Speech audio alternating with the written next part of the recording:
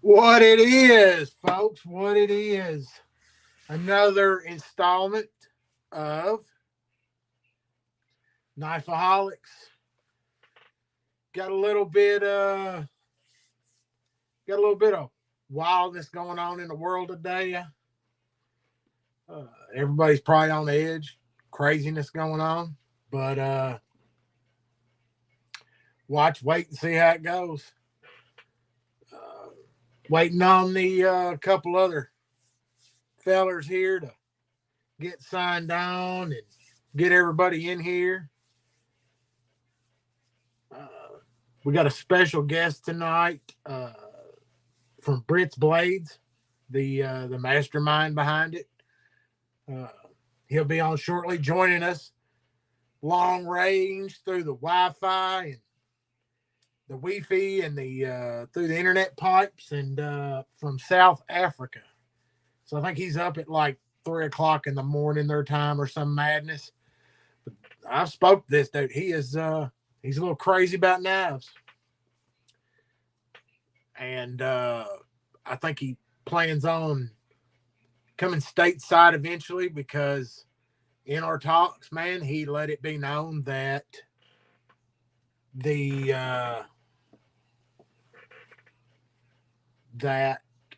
American market was way better than the business going on in South Africa. Backpack was possibly going to be joining us this evening. He's on wifey duty. He's got the little one fixing to pop broke. AZ, what's up? And then, of course, War Machine Brian will be in here if he can ever get pulled away from what he's doing. And we might have G-Ball. So you never know, man. The screen's liable to be full of a bunch of knife nuts before it's over with. But go ahead and get this craziness going. I've dropped Britz's Instagram in the chat. Everybody slide over and check out his Instagram and give him a follow for sure tonight. And I think he's in the background. So bring him on in and we'll wait for the other yahoos to show up tonight. Man, welcome, George.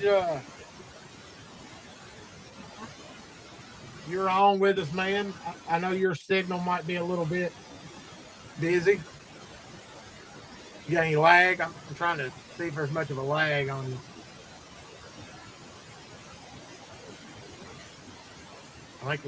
Can you hear me?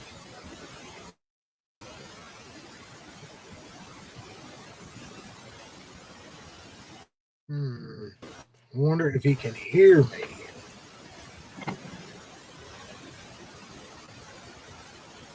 I don't think he can.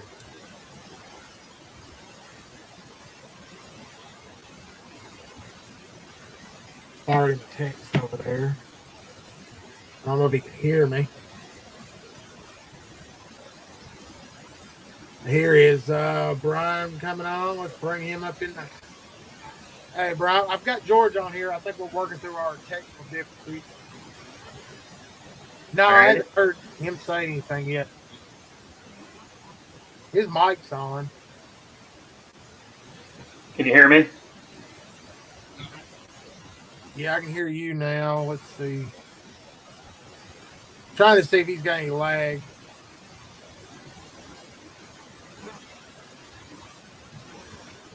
Figure this out. There's a lot of static, like background noise. Yeah, I think it's on his. I think he is coming to us from testing now. Yeah, I can. There we go. Yeah, that's way better there. I can hear you now. I think you got a little bit of lag.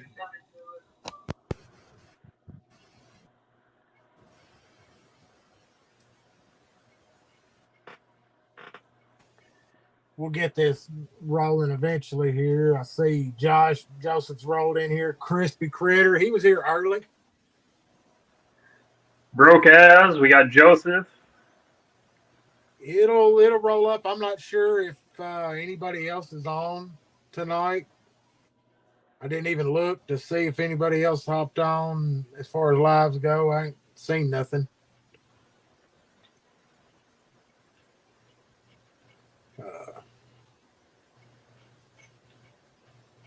I'm not seeing anybody, but it'll grow as the night goes. Man, we usually hit pretty rough. Let's see. George, this is Brian, known as War Machine and everything else under the sun. B, sometimes he's referred to as. They just call me whatever they want. I just nod my head. He's probably he's the fixed blade guy out of our bunch.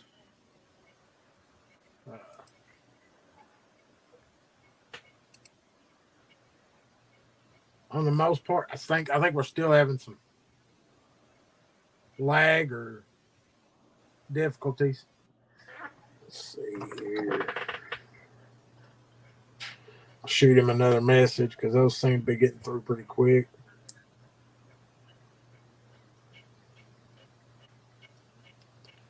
It's not really a fixed blade, kind of, but I got this week. It's a pry bar EOD tool.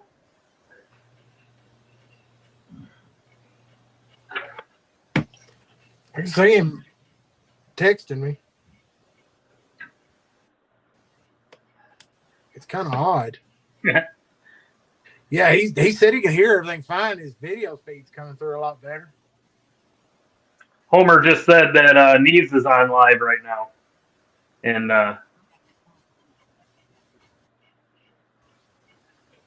but he's talking about Cologne though, so if we're interested, we might be able to steal a couple people away. Oh, we probably will. It you know how it is at first. Little bit, everybody's trying to get on and Cologne. I'm surprised everybody ain't talking about Texas. Check out the polished G10 on this bad boy. Came out pretty good.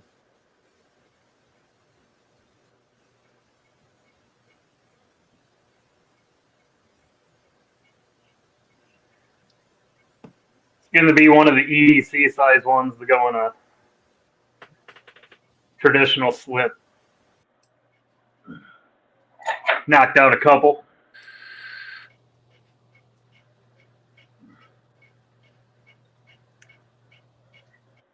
Let's see here.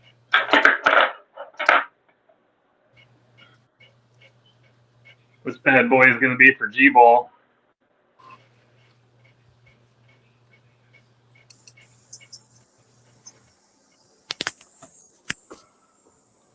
I think we have George back. He's probably real fast. I'm gonna tell you now. I think he's self-proclaimed un-tech guy. So there's no telling what will.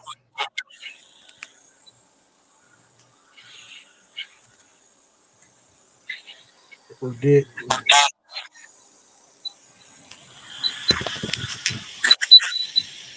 Get some feedback. Yep. Hold on, can you go? Yeah, it's his.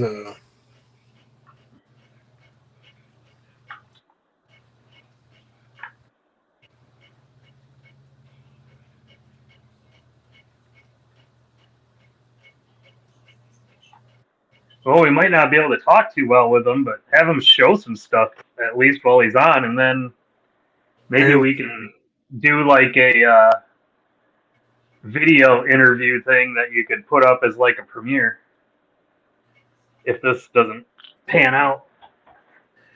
I think we might. Can we hear you now, George? I hope so. There we go. I'm hearing him now. Man, it's part of our issues constantly. We're always a little bit behind the curve, and suffer from issues every time. Oh yeah. Yeah, this Are you laptop. watching on YouTube and listening on your phone? Because that'll give you the feedback like that. Mute your YouTube. I don't Yeah, know. Mine is muted. Okay. it might be mine. Yeah. I'm just glad you guys could finally hear me. I can hear you good now. Yeah, it's There we pretty go. good. Yeah, he's got a little bit of an accent. I don't. Yeah, I've been told we sound British, and then I've been told we sound like Australians or people from New Zealand. But yeah, we've got a bit of an accent over here.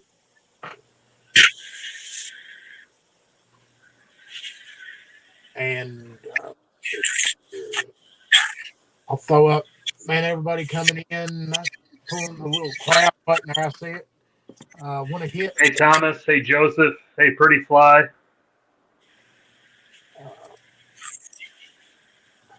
We've got George from Britz Blades with us now, hanging out for a second, and he has he's crafting some heavy steel. Yeah, when I saw that on his page, that one's pretty cool looking. Yeah, the Samurai Jack, the Dharma 2.0 is a blade. He's kind of talked to him about. He's pumping those out pretty quick, or, in reference. But and then his father is making the sheath that you find on his site. That's cool. Yeah, we're busy with this one at the moment. Where's it going on? We did the sheath on this big boy. It's on its way to Alabama on Monday. This is old, a big old Luso inspired Howie. I don't know if you guys can see it there, but Yeah, I get you. Good night. Yeah, that's Brian style right there. yeah, it feels like a 2-pound monster. But yeah, we redid the sheath on this. I wasn't happy on the previous one. It's almost done and it's going out on Monday.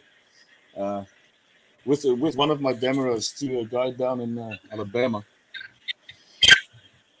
Now that's the knife you guys were just referencing. This one is going to Cincinnati.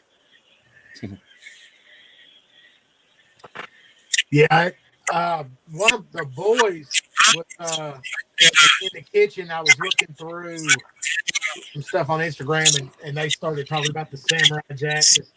He's in he's 22. No, he's 24. And I guess he used to watch Samurai Jack back when we got some cable, and he was going on and on about wanting one like that. And I said, oh, yeah, getting one out, buddy. But yeah, he's it's definitely a cool looking blade. I think the feel I've got to say it looks useful, and it's about the size you could almost pocket carry it. Yeah, they come with sheaths like these. You can both carry it like scout carry or just normal upright. And if you want to, we can put a bigger piece of loop on the back of it. But yeah, these blades it's thick blades. They're made for hard use. You can split wood with this thing. The steel I use is 5160 or 52100, which is both really, really tough steels. I prefer using it for these knives. You can batter these things, and I doubt you'll be able to break them. Yeah, that's something I would take in the woods with me for sure. He was talking about. We had a little bit of a talk the other day. He was talking about doing some hard test videos and beating and banging on them, and then showing that you can still. So I mean, he's working some serious steel there. It's a little bit out of our norm here, because we're most of the time here. All we're talking about is the American steels. Oh yeah, look at these, man. These are what got me following him. Was these the slip joints that he's been working on. Yeah, I saw on the previous you couldn't find the post, and I can't find the messages either. We sent it to you, but yeah.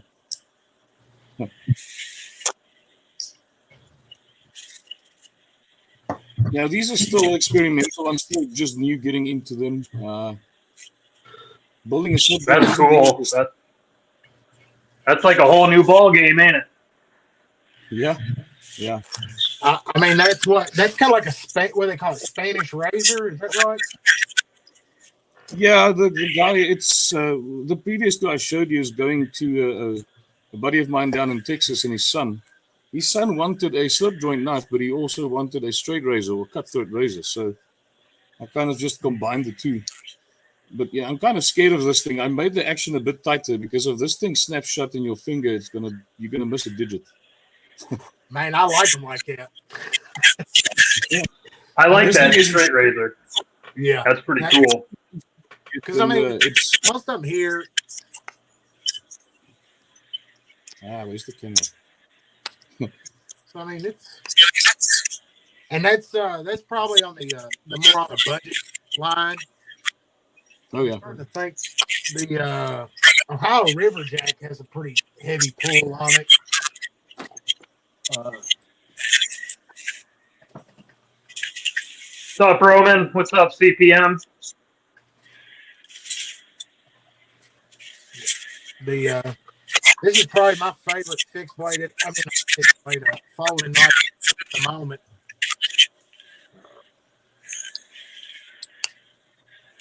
Carry it quite a bit. Little micarta, titanium, but you have to get used to the pull on it because it's pretty strong. It's pretty stout, and if somebody's not familiar with it, they will. It scares them when they open it. It scares them to close it, which is right because this thing is packing a pretty good edge. It's bit me once. What are you showing us there? Oh, the little slips, yeah. Yeah, that's the best way I found to carry these is I left pocket carry them, and they just ride the slip. That seems to be the American one. I don't see it anywhere. All of these are also planned to have their own slips going, so we're going to do that. I need to get these done and dusted. This one is going to a buddy of mine, a South African, but he's now in Australia. I just need to get the logos lasered in because, like I told you, I think I have a die with my stamp on, which I stamp my big knives with. But yeah, that's way too big for these little. I had a little smaller one made. It should arrive this week sometime, but I can't use it on these anymore. So these are going to get lasered and then sent out. Have you guys seen the stuff that Jack Wolf, Ben from Jack Wolf has been bringing out? Yeah, it's all over here. It's they're pretty popular. I actually have yet to pull the trigger on them because it's usually about a 3. They go for about 300. The Jack Wolf. Yeah. So I just haven't yet. I usually my budget goes toward bigger folding knives. I haven't really messed with the split joint much. And to be honest, most of mine is trading. I do a lot of swapping, and most of the Jack Wolf don't really. They don't do much trading, so they're kind of hard to get a hold of if you just don't buy them when they drop. Yeah.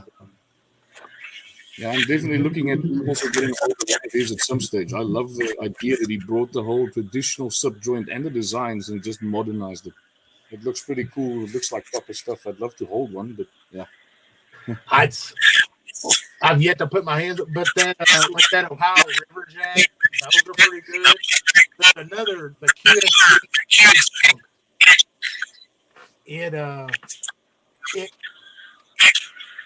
It's got the modernness to it. Let's see if I can. It's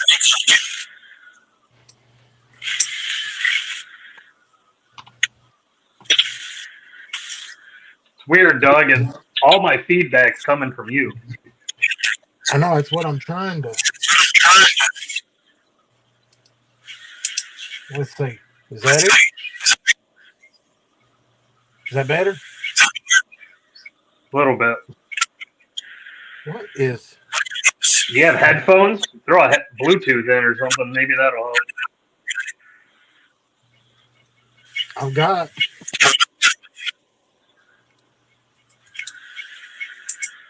It's strange. I'm not getting any feedback this time. No, it's on my end somewhere. I only hear it when Doug's talking. When you're talking, it's perfectly clear. Okay.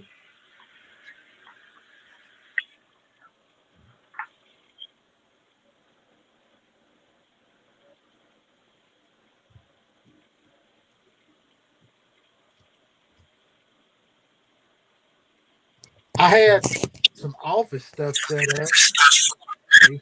There it is again. That is strange.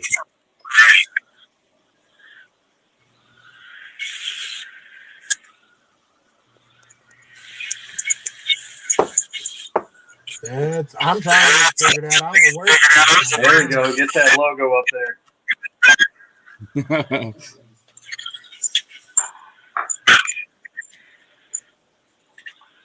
Brian, you just have to bear with me for a second. I had some tabs open. I don't. I got that muted.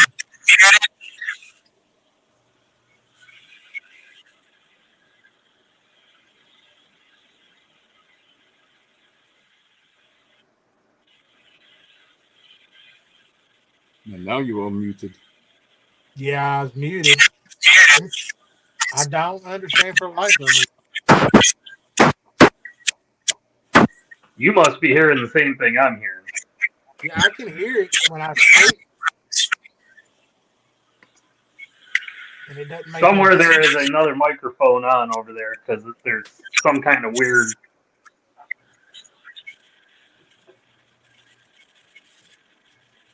I've even turned the phone off. It's all Backpack's fault for talking about this damn iPad.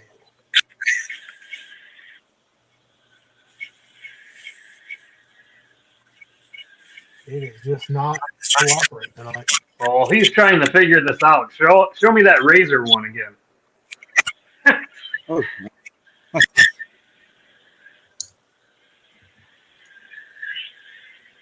Yeah, that's nice. Put him up That's big it. screen, Doug. It's a 1095 blade with Mon on it. I'm starting to polish it out a little bit, final polishes, and then she's ready to go. The coppers, it's started to get a nice patina. It's black mica, the scales on it. So. That's really nice. And then your dad's going to make the slip for that? Yeah, we have a design for the slips. He's probably going to start by tomorrow getting onto some of the slips for these guys. Obviously, it's not going to be exactly the same design because the three of them are all different shapes and sizes. So that Razer's going to be a little bigger and wider. Yeah.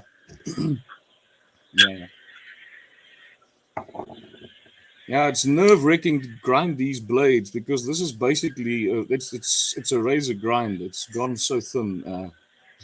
It's not sharpened. Yeah, if you mess up, the whole thing's shot, right? Or you got to take a whole bunch off. Yeah. If you go through the blade, you're going to restart the whole process. So yeah, I'm only going to do a little bit of a sharpening on a whetstone with it, and then strop, and then she's ready to fly. I mean, she's basically sharp already.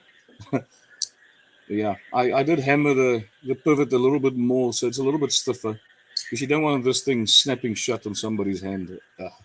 That's going to be ugly. The geometry alone on that, I bet, is just dangerous. Yeah. I mean, I can't show you now. I'll have to get one of my brass rods, but you can actually push the blade, and you can see where it dents. Now, I don't know if I'm going to catch it with this camera, but I'll try to make a video of that.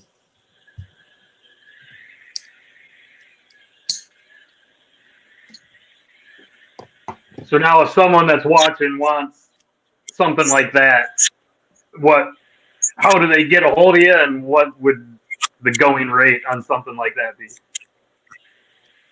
Well, the easiest way usually is just to get a hold of me via Instagram or my Facebook. I get my messages mostly actually on Instagram. Something is wrong with my messenger. I don't get my message notifications on there. Hell knows why. But well, it depends on what they want for the materials and all the stuff. I think I charged Patrick. It was $250 for this one. So That thing's awesome. Doug's sharing your link so everybody can check it out. Oh yeah, they can have a look there. They can contact me. I usually do, because most of the stuff I do are one-offs. A lot of them.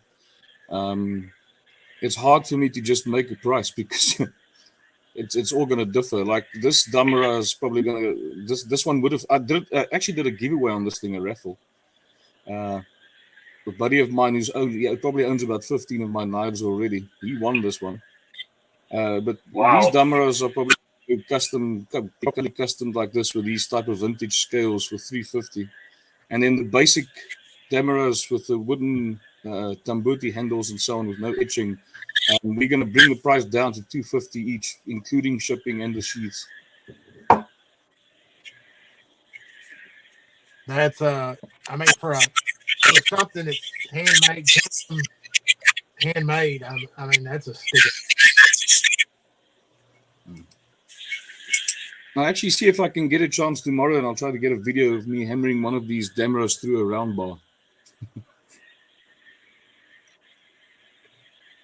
A good one. That would be a good one, showing it how tough it is. I've tried resetting. I don't understand. Everything is set up as usual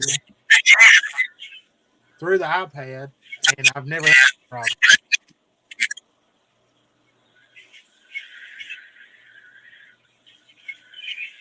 Oh, sorry. What were those little wooden thingies you were showing us earlier? Oh, those are something I make. They're ferro rods. So, okay. Nice. I'm making smaller ones that I'm intending to go into like the side of a pocket slip, and then the striker will go in the front pocket, and then you'll carry your traditional in it, so you can drop them right in your front pocket. So these are quite a bit smaller than like this is the bushcraft size. So yeah. You know, this will last you a lifetime. Oh yeah, that thing is huge. So you can use it to like check your tire pressure, correct somebody that's arguing with you, and start a fire. So they're useful. Yeah, I've been actually wanting to get rods. A more medium-sized one, and then the small. How much are you asking for those? So these small ones, just the rod, I do like 35, and it depends on the material. If someone wants to go crazy and wants, because I'll make the handle out of whatever you want. So, if someone wants a, expensive carbon fiber or something like that, obviously the price is going to go up. But if I'm just doing basic, the woods I already have with like either micarta or G10 inlays, I do have some Corian. Okay, yeah. Like they make countertops with that I'm working with. I just ordered a bunch of exotic woods off of Amazon, so I'm gonna have some other wood options to offer. Yeah, those I like those. It's a pity I can't get a bunch of them over here. Then I could start including them in my bushcraft knife sheets. Yeah. Yeah, I do 3 different sizes if you want. I just decided this week it's going to be called the EDC, the regular, and then the bushcraft, size-wise. So the EDC is usually right around 4 inches total in length, and then the regular is probably about 6, and then the bushcraft's quite a bit bigger. It also is going to depend, if they want a smaller knob on the bushcraft or even on the regular, I can make it smaller, narrow. Doesn't always have to. That's the other thing too, is it's custom. I can make it whatever shape you want. I can put finger grooves in it. Yeah. And you can use that big one and actually use it as a batten. Yeah, I bet. Yeah. I've been making these for a while, and mine, I have one of these in my bag, and it's beat some things. I wouldn't be as comfortable doing it with all the different glue layers, but it's it's more the G10 that I'm not sure. If it was wood, the wood glue, that's as strong as wood alone. But those composites in there, I'm not sure how impact resistant they are for a good baton. The ones you put in the fort are. That one's just in ferric chloride. Yeah, that's it. It's got a little. I get that in acid wash in it because I read that it's a good stain. It makes it like a grayish blue.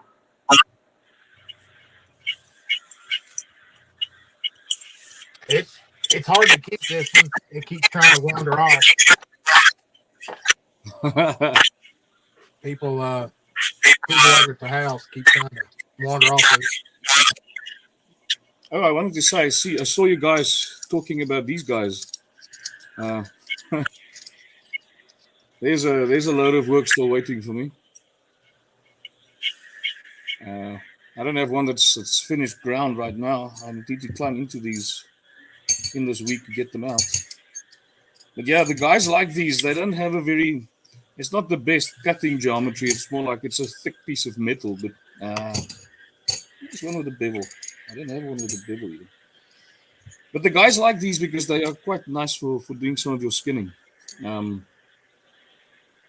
It's nice to grip, and if the guys want, I do some paracord wrapping on them for them or whatever. But yeah, these are just blades. I get them laser cut in bulk because drilling all of these holes, and especially these big holes, it works for me. So yeah, these guys are also gonna go up. I'm gonna put them on my pages on stock, so they're gonna be available soon. They're gonna be running at $50 each. That's excluding the shipping. I think the shipping will work out about $40 on these. So you're going to look at about $90 for one of these, plus a leather sheath, plus the shipping. Thinking about doing one of a little bit more. Well, those would be fun to get something like that and put my own wood handle on it. Yeah.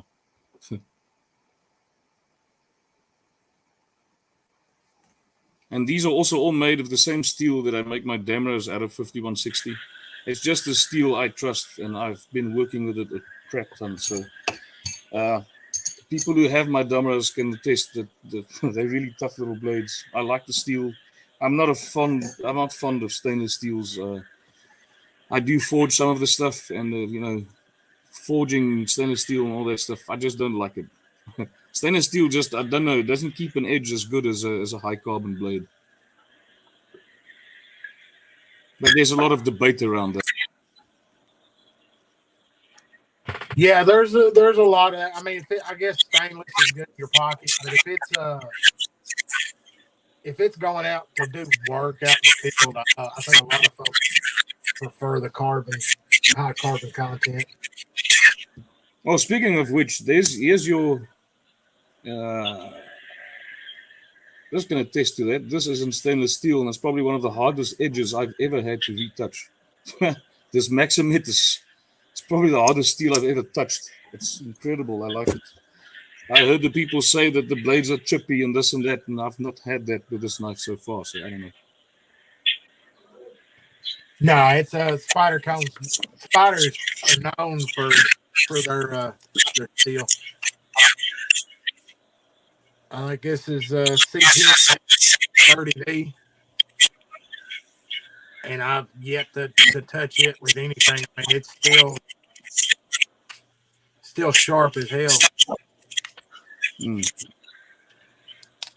Got the shaman from Terry today, and it's so far it's pretty good. It's riding on washers, so I'm not real. I kind of usually prefer the bearings, but it's a beast. I've got to say, kind of dig it, shaman. Plus, Terry put a hell of an edge on it. Yeah, it's good looking. A friend, that buddy of mine he's getting this little folder. He's been trying to get me onto a shaman for a while. I don't know. I just like the look of the militaries, the paramilitary, and the PM and those. He'll probably eventually get me to swing me to get one of those shamans. It's a big, hard, tough blade, so I probably like it. I haven't touched one, so I wouldn't know what they feel like in the hand. It's a handful. It's a bigger knife. I kind of like the Manic. Probably for convenience to carry with the ball bearing lock. The Manics. Yeah, I mean I enjoy it pretty good. And then I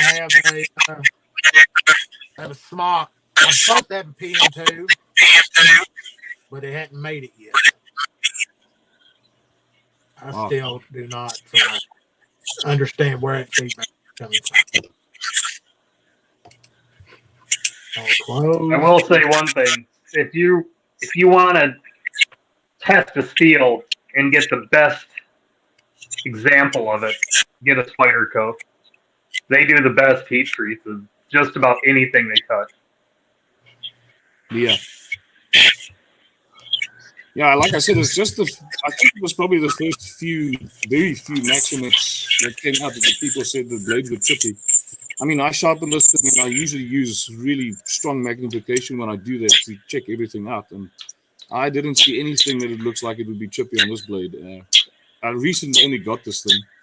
I got it for a real bargain. They sold it in one of our South African groups, and I just had to grab it. I couldn't wait anymore. I've been wanting the Maximate for a while, so.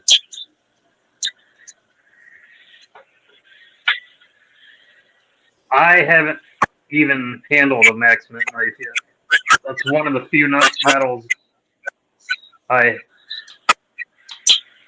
that and Rex 45. Yeah. I'll speak to you after the whole stream, but I must actually get the diameters of those ferro rods of yours. Maybe if I do some of these Damaros or the bigger bushcraft knives, I don't have one of them here right now. It's called my Krift. It's Norwegian for craft, bushcraft. I'm sure some of the guys who buys those things and these Damaros would like a ferro rod with it. Then I can just include that little loop or sheath, part of the sheath for that ferro rod of yours, and we can just send the stuff off to whoever wants it. Yeah, that'd be awesome. Just let me know.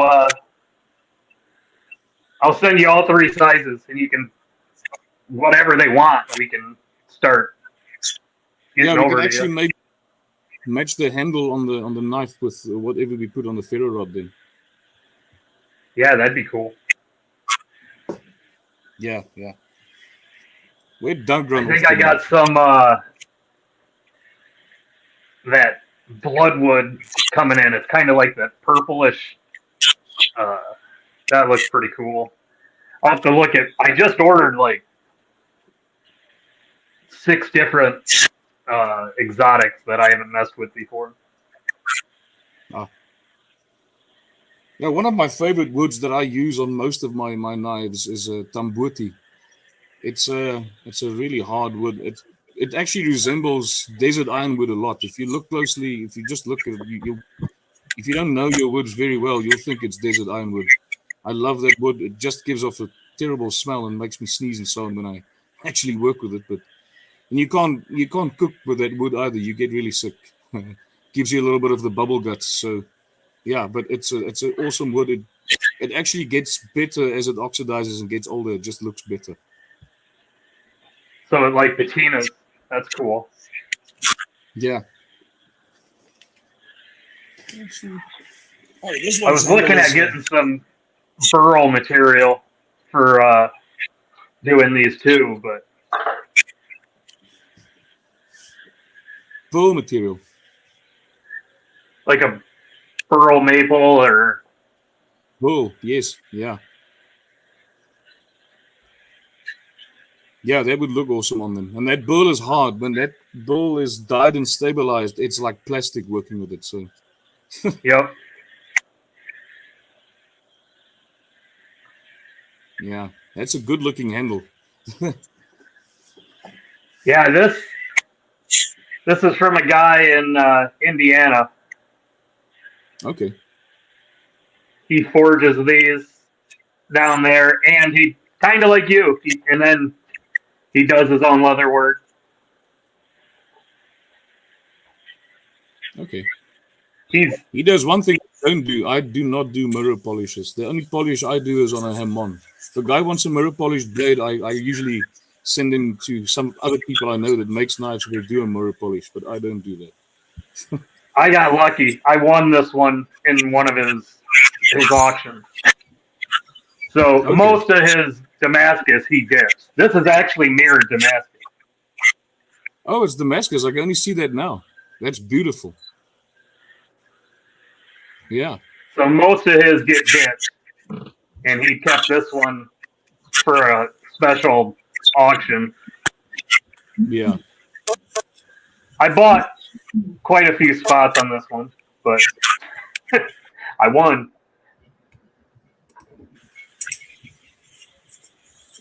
It's a pretty blade for sure. I think, man, that got way worse than it. This one's another one from him. This one isn't Damascus, but it's a brushed. Yeah. Yeah, it looks like a cork belt finish. It's really good looking. I like that type of finish on a knife. It's a nice looking handle as well.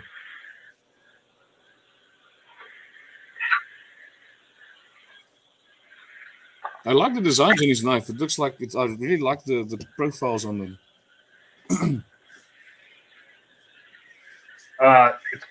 He's called Forged by Stone. He's on Facebook.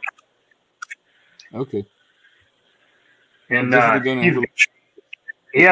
one of his logos. He barely started doing that when I got this. But now he's even got like a footprint thing that he can put on the blade, like a stamp. So he makes some amazing stuff.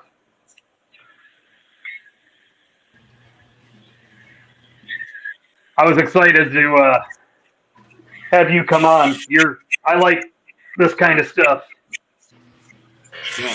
Yeah, you're definitely the I think that's one that I have. Oh yeah, that's a good looking shape as well. It's an old timer shark fingers. And I've got a piece that it gets carried in. Oh yeah, I actually want to get a bunch of those little pocket clips for the leather. I have done it before, and the people kind of like it. Some of them don't like it. They say for a pocket carrier, that's perfect. Yeah, you don't want it to flop around. It's kind of get used to. If you're going to be, I've just never done a scout carry or messed with that like that. It's just never been. I was hoping Backpack would show up today so I could drive him crazy with the CRKT. That's a cool looking little blade. The sheath leaves a little bit to be desired, but it's nice and functional. Clips into your pocket. About a 3-finger, but with that lanyard, you get the whole 4. You get the grip on it, yeah.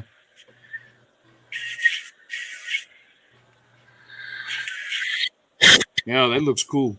I used to have a CRKT, what do they call it? Spew, SPEW, that little Wondcliffe blades. I lost that thing somewhere, and it also had Kydex. I kind of like that little knife. So the guy, this is called the Razzle. It's like between a chisel and a razor. And then this one's got the vest serrations on it, so for rope you can slice with that. Kind of, if you rake your thumb back on it, I think you could cut yourself. It's not comfortable, but you're not going to cut yourself pushing on that. But you're definitely going to want to keep your thumb back on it. But yeah, it's definitely a good little work knife for the price. D2, so takes a good edge. It's kind of the same thing that I did on these Demerars. I put these little jumpings here in the front of the tip of the blades. If you want to grip up on it like that, that's actually why they are there. I actually had the one guy tell me, listen, you can just make that a little bit deeper and you can have a bottle opener in the front of your blade. I don't really want to do that, but that's actually just the reason that we put the jumping there in the front. It's just so you can grip up like this if you need to do anything like that. Just a little bit more control on it. Yeah, I like that blade. Like food prep or something with it. You need that. Yeah, and I mean, I do these in hollow grinds and flat grinds. Obviously, I'll suggest the flat grinds for the harder work and the hollows for if you don't want to go and chop down trees. But I'm pretty sure both of them will hold up. It's not a very deep hollow. People just prefer hollows over flat grinds. It's an aesthetic thing. I'm like that. I mean, a good hollow grind.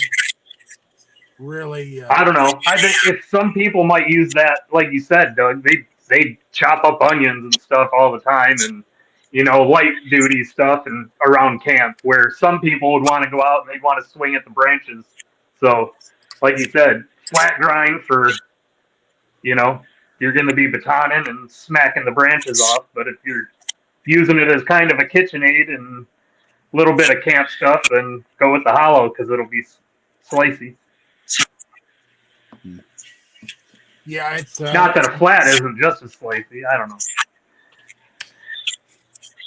I don't know if I showed Doug. I think I sent you this photo. This little folder I'm going to be bringing out. Yeah, I had the. I can. Trying to get back to where I had those. Put it on the present.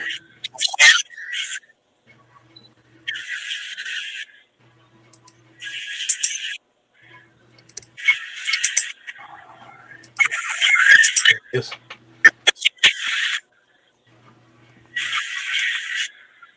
Oh yeah. Now that's a really big boy. I'm going to be making smaller versions of that as well. That thing is big. It's actually just about as big as the Demerara fixed blade. If it's open, it's actually just a bit longer. But it's exactly the same blade, geometry, shape, everything. I'm going to make maybe like 2 or 3 of them, just prototypes, and check how they go out. I don't really want to spend a lot of money on machining and machinery and buying extra stuff for this now. I think I told you I'm in the process of immigrating to the US. So spending money on that type of stuff now is just going to be a waste. Yeah, you'd either have to leave it behind or ship it, which would be ridiculous. To ship some of my old machines, and I really have a basic setup, but just to ship my machines over there is going to cost more than just buying them there. So. Yeah, it's the shipping on English is ridiculous. Yeah, I mean, like on this big blade, this Bowie I showed you guys earlier, the shipping on this thing is probably going to be around $110, $120. That's what it's going to cost just to ship this thing that side. if it's not more, I'm gonna get the quote as soon as it arrives at the export to this side on Tuesday, Wednesday. But yeah, it's not cheap shipping, especially big stuff. The Damaro's shipping average is about $600 $60 for one knife. And the folders is probably going to be a bit cheaper. But shipping, if I can cut down that price on my prices while on that side, it's still going to help, bringing the stuff in at better prices. Yeah, that'll be huge. There's so many people that your price range, it might be good for them, but then almost spending half or another third just to get it shipped over here, it might put it out of that range, you know what I mean? So getting it, once you get into these states, that'd be huge. Yeah, it's getting over here, and then you can start moving. Because then it's throw it in a UPS priority box, and it's what, $13? Yeah. So I mean it's there in 2 or 3 days. That's going to be the problem with these little ones, because I mean it's $50 for the knife, and the shipping is probably going to be about $40. So it doesn't make sense just to send one over. It's better than make 10 of these, finish them, and send them over there. My wife is currently in Colorado, so I can maybe send them over to her, a whole bunch of them, and we can just ship them from there. It's maybe going to work, but I mean, even they're going to charge me on the weight and the size of the parcel, so it's even then going to knock me a little bit on the price. Yeah, but I think even then it might be you might be on something there just shipping it freight and one large box and then distributing them out here. Yeah, no, well, we'll see what it does, but it's not going to be too long anymore. I think on that side we were just waiting for some stuff to happen. It's probably another month left on that side, and then according to what I've heard, this side is probably going to be another 6 to 8 weeks. So it's close. That's why I said it's not really. I don't want to take out any money right now on stuff that I can't use and take over that side. So. Well, I got plenty of space in my warehouse outside if you need someone to store those. If we have to play with everything. Oh, I'd probably make a handle for at least one of them. Then I'd have to buy it from them. But... Where are you? Rolled in there finally. I see Pretty Fly's been in here. What's up, Real? It's Michael. Definitely looking forward to that folder. It's a little bit longer than the what was that, the P2? I think the picture where it was. Yeah. If I can throw that up there. I think I had a shot of that where you had it laid up. Yeah, it's a beast. Not everybody's going to want to carry that. That's why I said I'm probably going to be making two models in the beginning of it, because that's a pretty big. It's going to be full titanium. So are you going to go with titanium and stuff on the handles? Yeah, I'm thinking about either full titanium on the handles that we can do something on, or I can maybe do just titanium liners and some other handle material on them as well. We'll see where it gets there. Yeah, if that was stainless steel, that would be a brick in the pocket. Yeah, I think somebody made a joke. We're going to need a gun holster to carry that thing around. It can't be too much different than like that Medfords or all the Viking knives. I saw.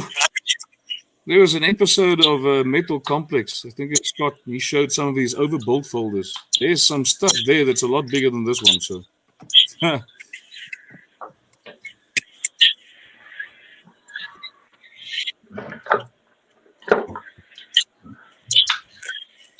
think. I like that. Nice clip point. What is that? This is the Off-Grid Knives Cayman XL. Yeah, I like that. That's a nice looking blade. You definitely don't want your fingers in the way when that's. What's the stock thickness on that thing? I don't know. I'd have to check, and I don't have my calipers in here with me. It's actually not super thick. It's pretty slicey. Let me look at. It's got thinner than the PM2. Oh, okay. It kind of looked thick. Yeah, the paramilitaries are, I think it's three more blade stock. Yeah, it's about the same as that thing. So you can see that the PM2 is a little bit thicker. This is the PM2.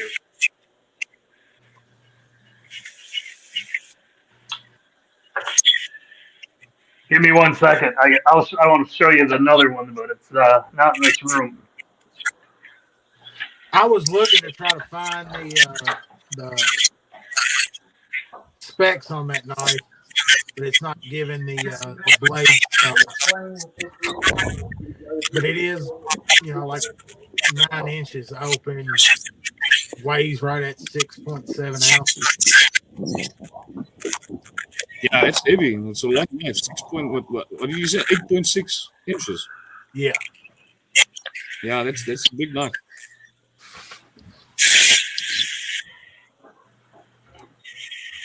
Off Grid makes quite a bit, and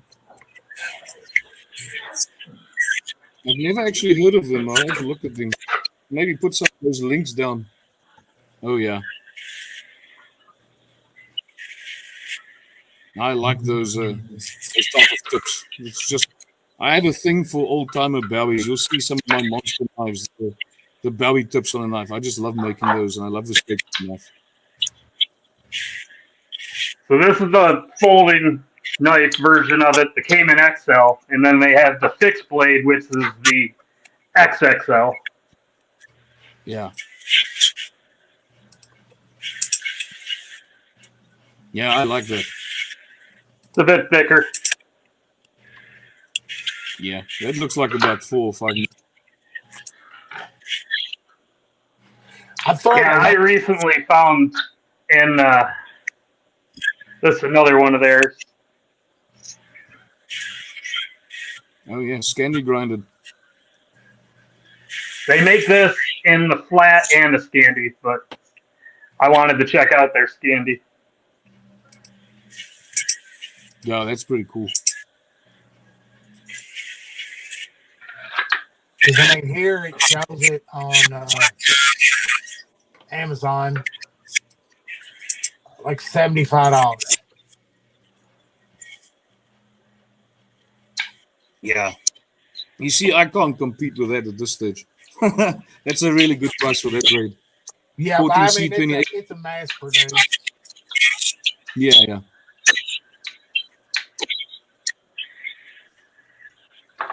And they're doing it in D2 and 14 feet. I think it's what most of the time. So, G-Ball might join us here sometime. You should be keeping an eye on that too, Doug, in case he I've been watching to see pops in. But he just got 4 off-grid of the new Stingers that they just made sent to him. He just did an unboxing. That was pretty cool. But one of their biggest hits was the Stinger XL, and they just made it in an EDC size, so it's a little bit smaller. And then it was a spear point, and now they made a clip point version, so there's 2 options available now.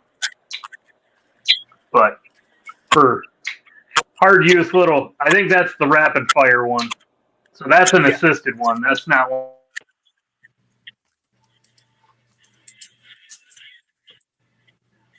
But it does have it. I like it spear point on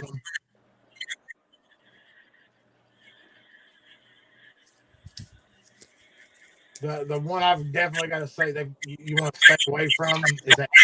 I did not like it. That bit driver is amazing. For the price, if you need a good bit driver, I highly recommend it. And it says right on the bottom of the page that they'll replace the bits for lifetime. So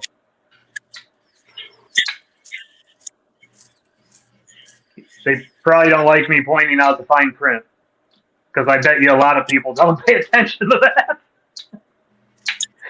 But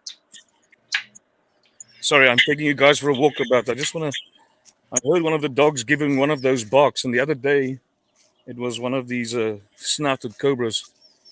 And this little girl decided to grab it, and she had a very close to death experience with a puff adder. I don't see the dog now.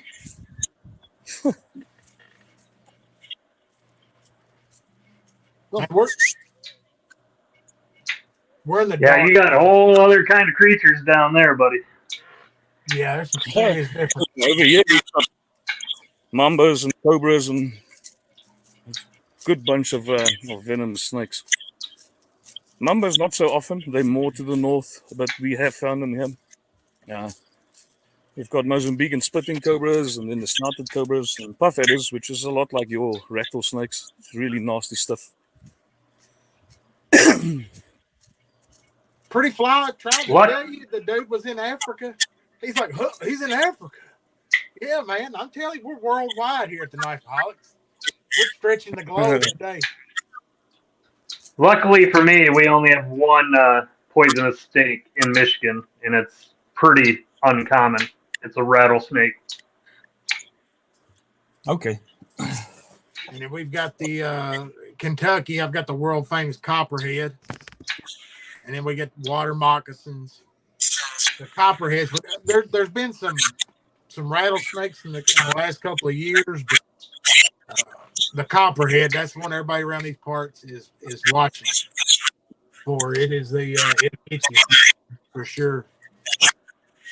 I used to keep some of them as exotic pets over here. Rattlesnakes and cascabels and copperheads. We don't have anti-venom for them over here, so that's pretty stupid. I don't have any snakes and stuff like that anymore, but yeah. I've never messed with them much. Cottonmouth, yeah, that's what everybody cottonmouth it. Cottonmouths tear me up because when I was little, I remember, I don't know if you've ever seen it. There's a old mini TV series called Lonesome Dove. And it's about cowboys pushing cattle across the West. And there's a scene where one of the cowboys goes down into a river crossing, and these water moccasins, cottonmouth, get up on him and bite him and kill him. And I was little when I saw it. Fucked me up, man. I was like, I'm terrified of the damn thing now.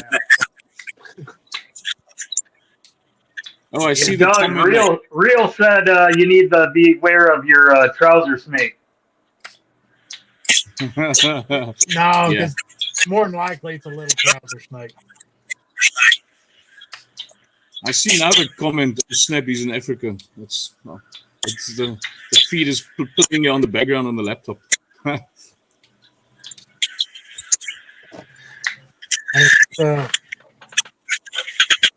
It is definitely. I look forward to you making it over to the stateside. I think you'll like it here. If we can get our shit together. Yeah, I just wish they can freaking hurry up now. It's taking forever. Oh my gosh. Well, I mean, everybody else just kind of goes to Mexico, walks in. So. Yeah, I actually got somebody suggested I just fly over to Mexico and just swim across the border. You know, I don't know what I asked Melissa the other day. What's this whole story about the damn razor fencing in Texas? I don't understand what's going on there. It's a touchy situation in our world. It depends on who you're talking to, but you want the short story?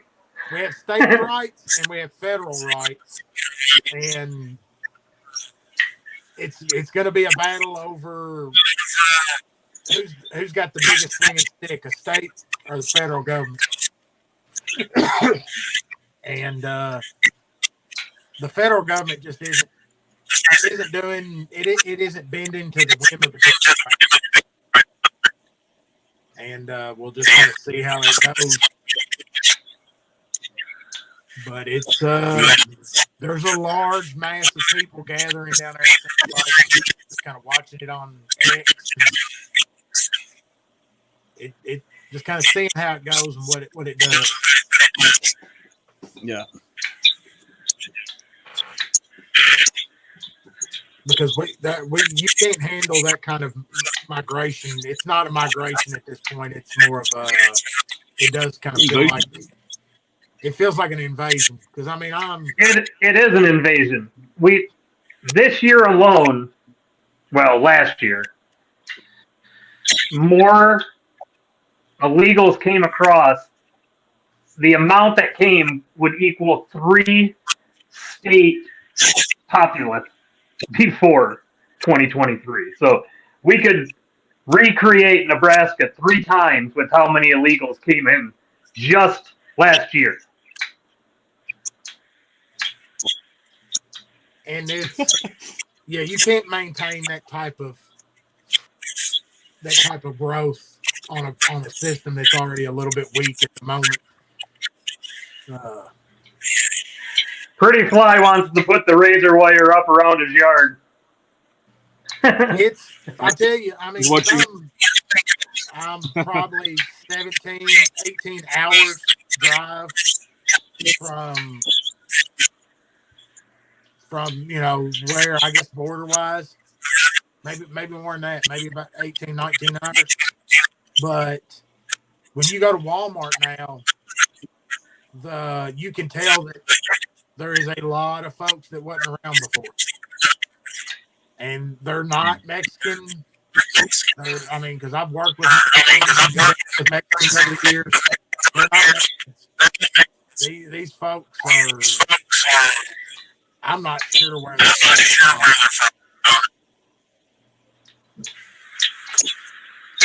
I see Pretty Fly says he wants to put a big roll of that Constantina wire around his fence, so his neighbors aren't going to be happy about it. Rio wants to know what you had for lunch in Africa. Well, it's what's the time now? It's 6:30 in the morning now. Actually, I haven't had my coffee yet. The power came back on just as the feed started, so I'm having cola in my cup. I'll probably just have coffee. I don't eat breakfast. That's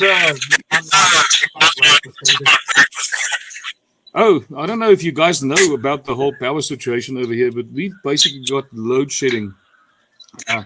It really buggers me up with my programs, and I'm so behind on work because of it. And a lot of businesses in this country is really busy going down. This current government of ours, it's a typical communist African government. The last 30 years since they took over this country, they've just not done any maintenance like they should have. The water, we sometimes run for 6-7 days without water, if not more. Now they have to do power cuts because they can't produce enough electricity for the country. And the money that was there to actually do the upgrades on the power grid just got stolen by the politician.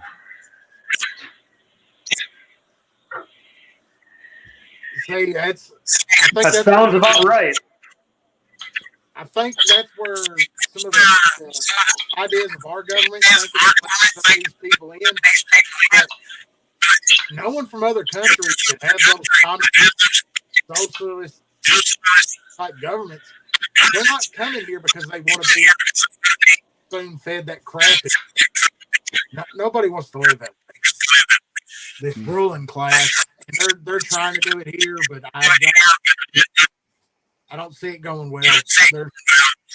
There's too many closet lunatics, and I just don't. It won't never fly. You see, the other thing is they don't do maintenance like they should have for the last 30 years, and they just keep stealing. It doesn't stop. Now they were talking the other day. They want to look at nuclear power. If they didn't even do the upkeep on normal coal-powered power stations, how could they even think about a nuclear? We can have a nuclear disaster over here, like Fukushima or something. Yeah, and our nut jobs are worried about putting up with me.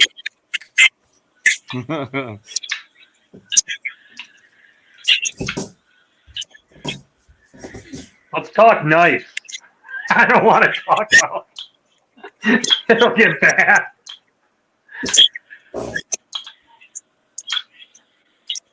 What are you flicking up and down there? I'm trying to look.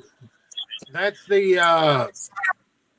EMP, EDC, Nimble. Ah. Sounds like a nice and solid knife. Yeah, it's titanium, handles, fragmented, little backspacer action. Trying to remember. Can't remember what steel is on this. I think it's M390. It is a slicer. Comes with a great edge. Yeah, it's a good looking piece there. Great action on it.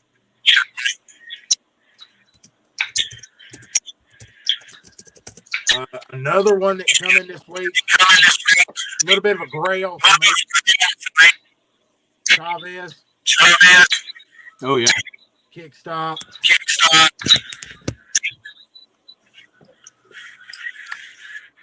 Those Chavez knives look super solid. I wish I could have just held one of them once before. It's really nice. Nice looking They stuff. are into the 229. That's what I would suggest. Don't waste your time on anything else.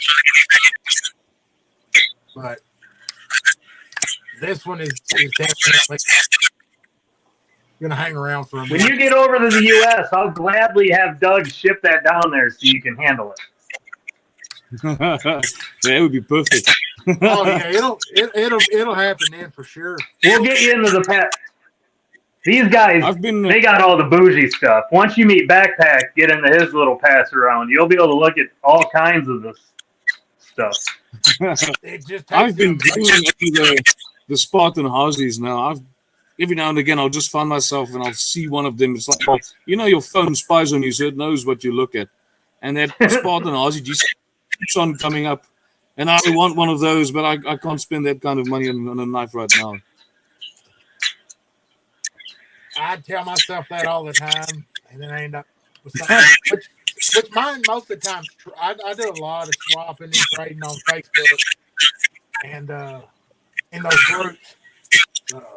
Another one that got carried a lot this week you might like is a QB. Yeah, it looks good. Jerry is the designer on this one. I think these are about $100 a piece when you can get a hold of them. One of the guys in the community did the anno work. But, I mean, for $100, I think what I've got in that one, bought it on eBay. The action is just ridiculous on it. Yeah. Brian hates seeing this one because I sent it to him to get anoed, and I like to never got it back. I put it Yeah, that's it's a knife I've been looking for a while, and he sends it to me. He's like, "Hey, can you bring this up to?"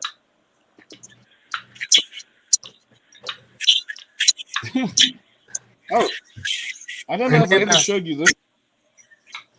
I'm going to be building one of these for a friend of mine down in Atlanta. I don't know if I ever posted that pic. I'll just load it up sometime. It's going to be a slip joint, coffin handle. I don't know why, but I am partial. I just like coffin handles. I'll put coffin handles on anything for some reason. Well, not everything, but a lot of them. I just like it. It's cool. Yeah, I dig that one. I like the coffin handles. I like the coffin and the gun stocks, both. No, this is also not a very small knife. It's just a little bit smaller than the PM. I don't know if you can see on the pics here.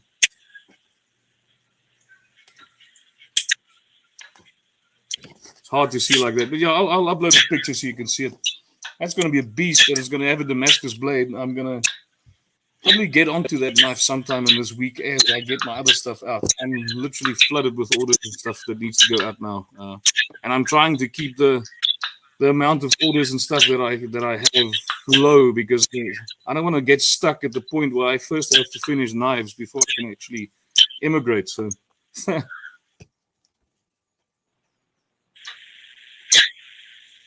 Procast is asking you to use headphones, Doug. I tried throwing headphones. I tried muting. I don't know what it's doing. Are the headphones still connected? Huh? If that headphone's still connected, that's the other microphone. I've got all the headphones off. The phone itself is off. All I've got on is the and I cannot. It's not connected to anything.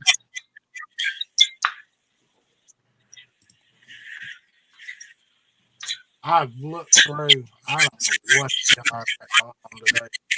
Never had this problem with this iPad.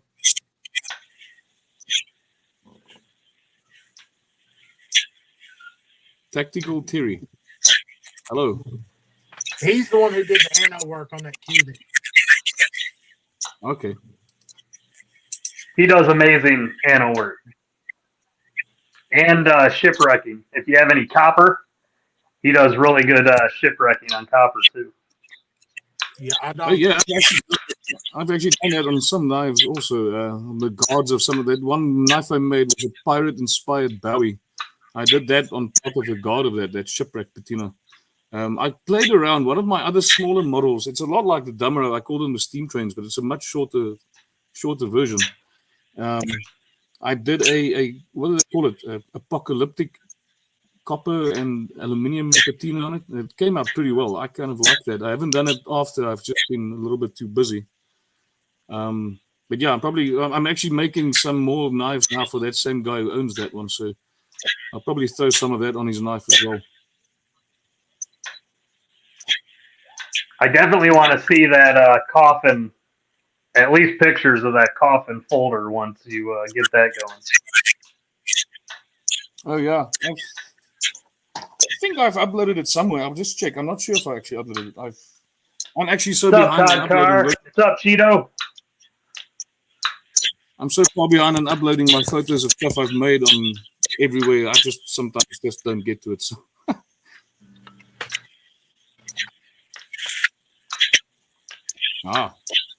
That's some shipwrecking that Terry has done. Yeah, they look.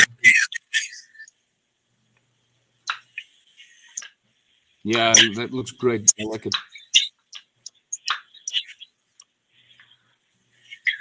I want to try and get into that anodizing thing as well. Like I said, I'm not going to get into that stuff at this stage. I remember now in the previous stream, you guys said that I probably use a laser. Actually, no, I designed the stuff on PC, then I get the vinyl printed out, and I have to weed out and stick the vinyl on. And then some of the guys over here has got those really expensive electro etching machines, and I actually just use a small little car battery charger that I connect to the knife, and I use some ferric chloride and salt, and I etch this into the blades. I wish I had a laser. I could play a lot. That's even more impressive. That's awesome. Yeah, I thought for sure he had a laser when I saw how clean that stuff looked. Yeah, no, he's doing it with like the most primitive materials. You can't really see the. Oh, there it is. Wait.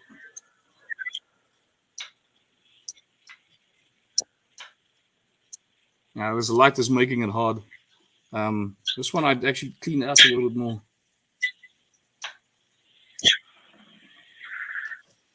I didn't leave the inside of this thing darker. I actually just I cleaned it all out with steel wool. It just gives it a good texture in the right light. It's just hard right now to show you. But there's a video of this one up, so yeah. Good tip if you are doing that, because people are probably not going to try that. Do not touch the steel on both sides. I did that with my arms the other day when I was doing this last blade, and I got a little bit of a jolt.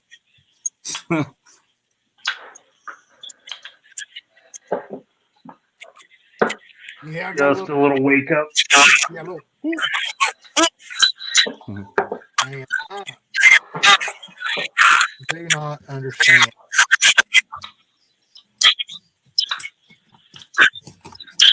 The feedback is just killing me. I've reset everything. I don't know. Is that? Can you hear me? Yep. It's in. Yeah, it's in George's. He's got something on. I have to figure it out.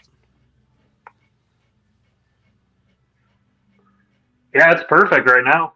Yeah, I gotta hold on. I'll message him. Well, while you're doing that, I'm gonna go get something to drink.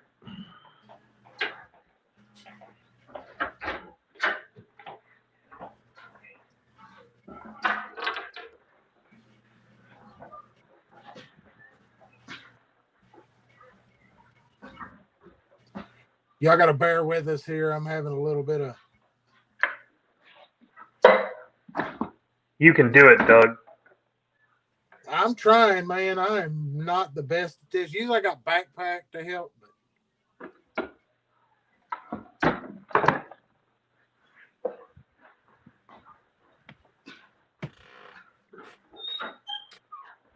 because I don't understand, man. Sometimes we get some.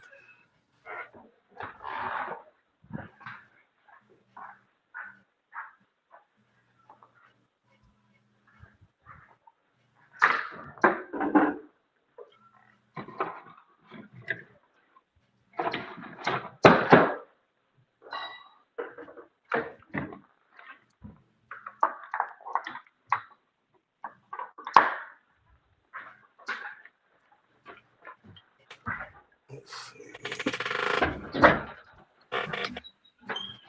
Everybody bears with us because I know that it's still. I think is that it? Let's see.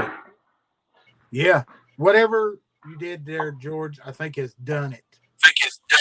No, Oh, it's still something still feeding back.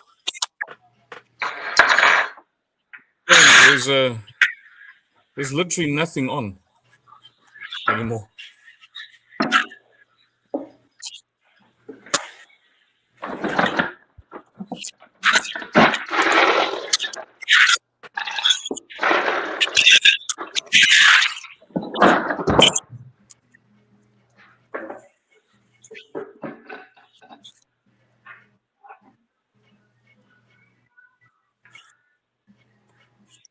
Something.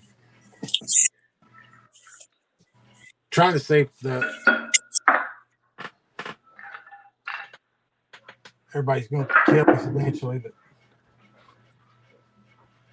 then go back through and weed it out.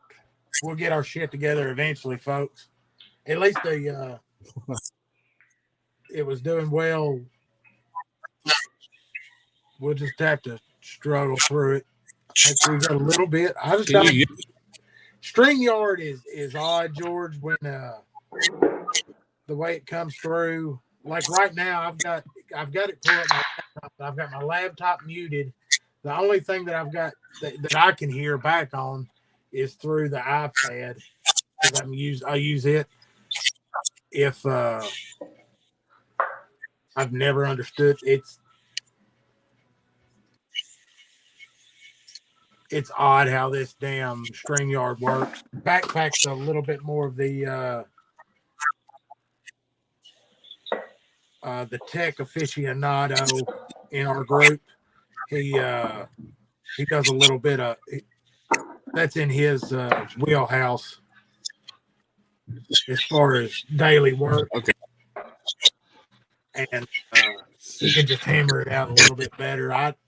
He would know exactly what to try to get it out. But it seems like it's a little bit better. I don't know. Okay. Can you see me? Yeah, I think you're lagging or froze a little bit. Is what it looks like at the moment. I just see black, but I can hear and so on. So that's fine.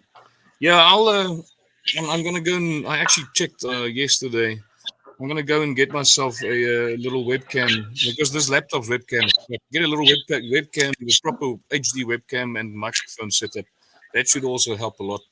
Yeah, I've tried that. I've I've had way better luck out of just an iPad. I've all but just ditched the laptop. The only thing I use the laptop for now is controlling, what screens you can share and things like that. But as far as videos, editing videos, live stream, everything, I do it all from the iPad now. It is it's the multi-tool.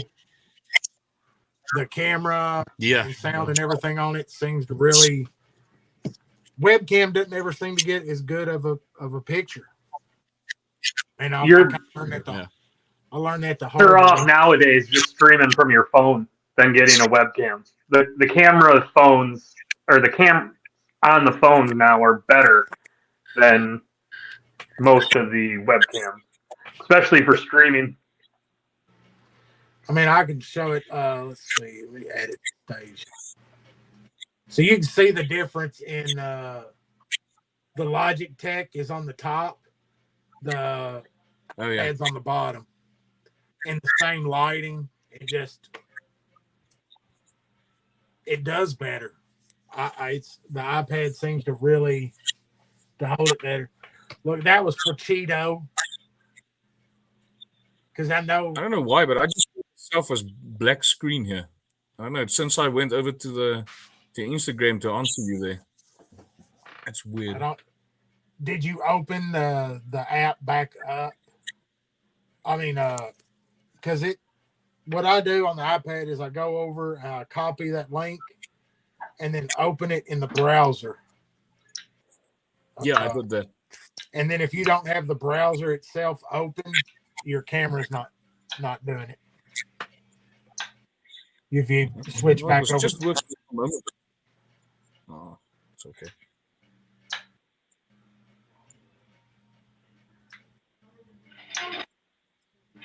What did Terry mention? If I had one for trade, I didn't catch that. Bird's Blade Slim or something. Shit, no, I ain't got no. I'd like to. I do have I got one this week, and the Werewolf. It's all murdered out, but it's a little bit smaller than I thought. I don't know. I was expecting something a little bit bigger. And I mean, that's pretty cool looking. It's good looking, but man, it's swallow up that handle. I mean, it's gone. That's too tiny for you, dude, with those massive meat. These extra large glove hands.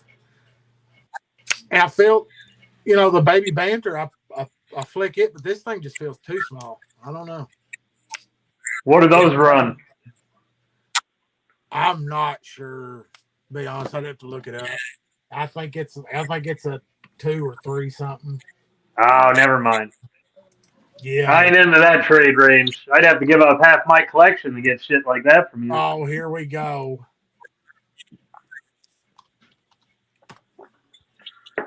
I think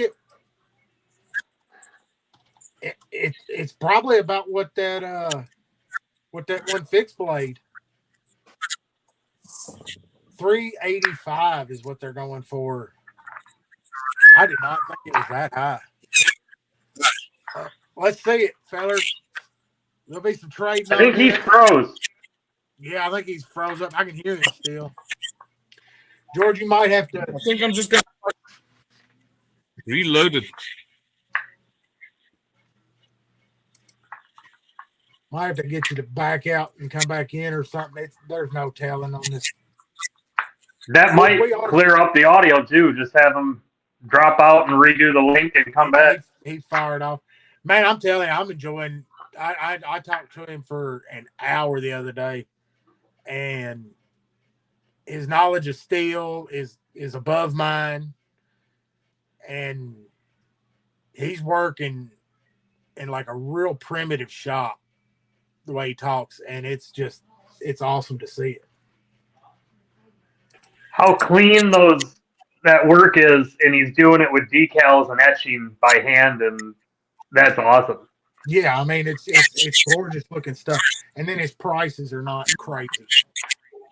I mean, some of that stuff over here, I think once he sees our market and what some of them are charging, it'll be a whole different.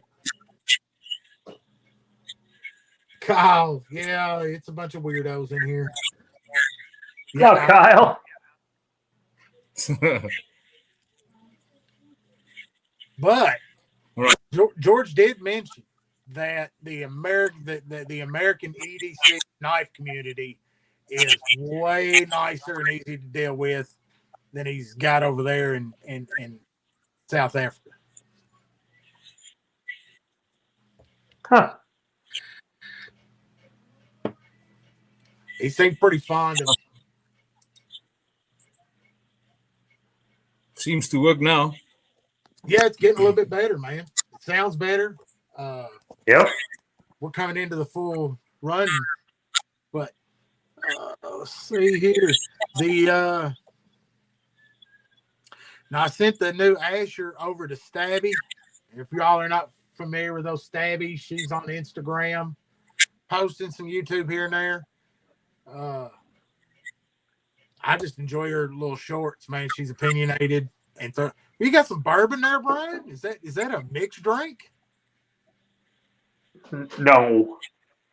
It's Kool-Aid. It's morning time in South Africa, and we're having a morning show. It's not morning time here.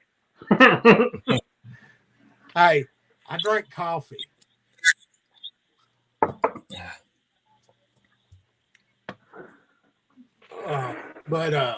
Yeah, I sent over to Stabby. She's going to check it out, and then I think it's headed. So I don't have that great piece to show, but I did get another Ray Laconico from Monterey Bay Knives.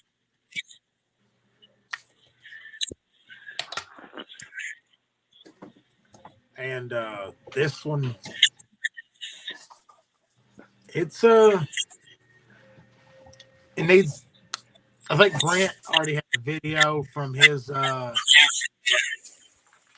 what is it? Dark matter. Yep. Where he has put a hole in it. And yes, it needs that for sure. But it's a great knife. I mean, I think I dig anything with the right design elements on it. Had that, and then I had it pulled up, lost it, but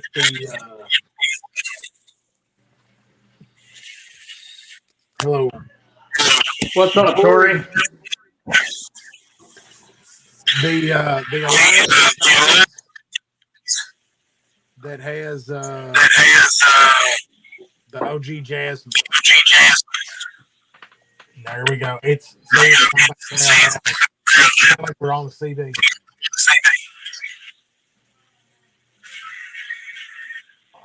I'm looking to see if it's something else.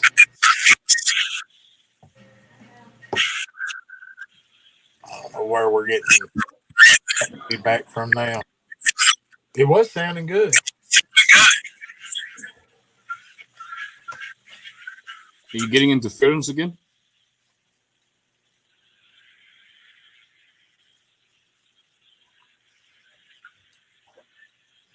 Did you catch that, Brian? What's that? Oh, I was asking if you're having that sound playback again. Oh yeah. I was getting some there for a second. See, it's almost like a delay. I'm trying to find it. It might be on my phone as well. The wife usually complains sometimes when we call each other on WhatsApp. It's an app that we all use over here.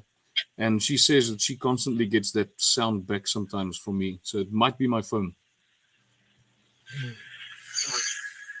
We'll get you figured out, George. We gotta get you on the state side. I can't take this phone to the States anyway. It's a Huawei. It's not going to work over there. So, yeah.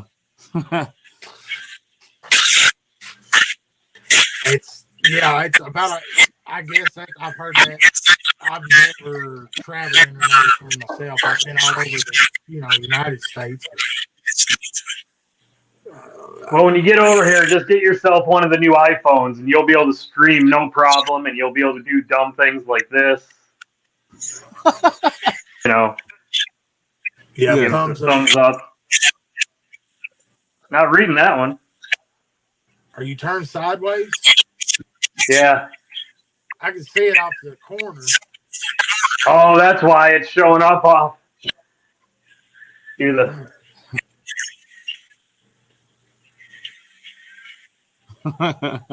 That's funny.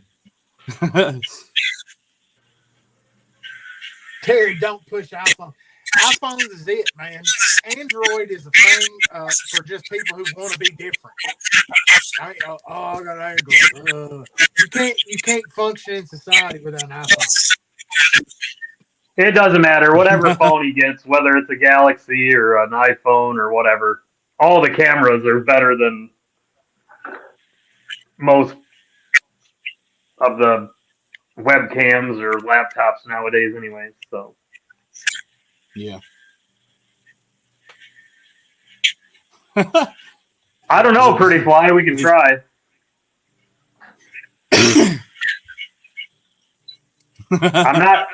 It's not doing anything. Do it like this. We'll get banned. Don't do that. They'll say you're holding a gun. Wow. Oh, that bad word. Yeah, you got it. Pews. They don't like making finger actions like that. Oh, I got Terry tuned up.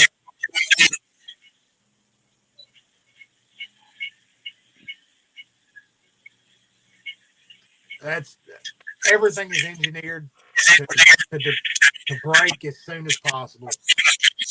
Yeah, they want everything to be throwaway now. We're consumers. Yeah, the electric motor that I've got on my belt sander, that thing came out of my grandfather's factory, and it was in storage over here on the farm for probably 30 years. And before that, I think that motor is probably about 60 years old. I dusted that thing off, I plugged it in, and it was running. If you do that with one of the new electric motors, you can just know it's not going to work. Yeah, no. So are you going to figure out a way to get that motor over to the States when you come? Yeah, I don't know. I was actually looking. I'm probably going to look at some of the Mary Braid belt sanders over there. They've got some nice looking stuff, and the prices aren't that on them. I mean, it's going to cost me about the same to fly all of this stuff over there than just to buy a new one over there. I mean, the one I have here, I'll send you guys some pictures of my workshop. There's literally nothing. It's just this really old belt sander, bench drill, a kiln, a forge, and an anvil, and that's it. Oh, no. Roughing wheel. No, I was just saying that it's pretty cool that it was your grandpa's and your dad's motor or whatever that you're using to run the thing. A sentimental thing more of than a practicality. I would probably try to get it over there. It's probably going to outlast me as well. Yeah, it's probably better than, most of the motors you could get nowadays. Yeah. I think the kilowatts in that thing is a lot lower. The output, the watts, but it's not. I never really press hard enough on that thing to actually let it want to struggle. So if you're pressing that hard in any belt sander, you're doing it wrong in any case. Kyle was dropping that comment about the Mary Blade.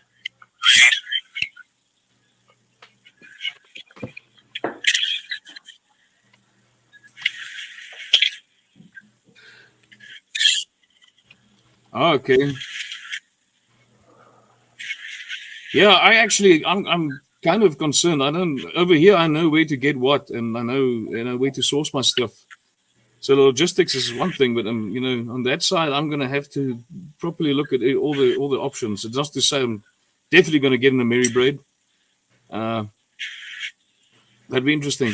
I've got a few guys over there already on materials and stuff, and I don't know. I usually the W2 steel that I use, I import from New Jersey Steel Baron. But you can actually now get W2 in South Africa, but it's a really it's not cheap, and it's hard to get the thicknesses and sizes that you want. But over there, I'm probably going to shop around properly first. What's the price on that one there? $16.95.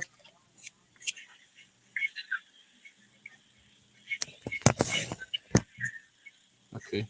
Well, all you have to do is put in your email, and you get $200 off that purchase. That brings it down to $14.95.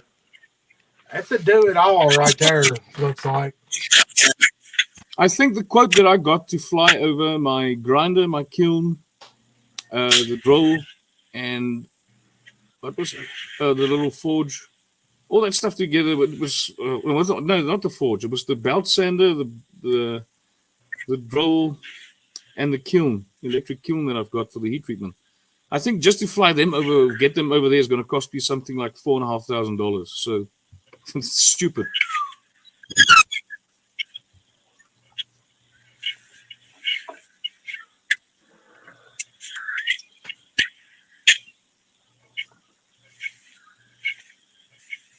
No, that's interesting. Yeah, I mean $650. Yeah, I don't think that 1,500 is bad for that AmeriBraid one. Well, I'd definitely have a look at this. What did he say here earlier? What's the thing's name? The Taurus. Halics. Taurus. Taurus is a bare bones good. Okay, Taurus. Well, Pretty Fly just brought up a blacksmith that has his own brand that it's called Alex Steel Co. Yeah, I know Alex Steel. I do watch some of his stuff every now and again. Yeah, that's the big thing over here. There's not that big of a variety. There's some really good belt grinders you can buy over here. I mean, there's Herbst and what's the other ones? There's a bunch of them over here. That's very good ones. But yeah, I'm just going to stick with what I have right now for the next 2 or 3 months until I'm stateside. But I'll definitely. What's this? A Kyocera 2135.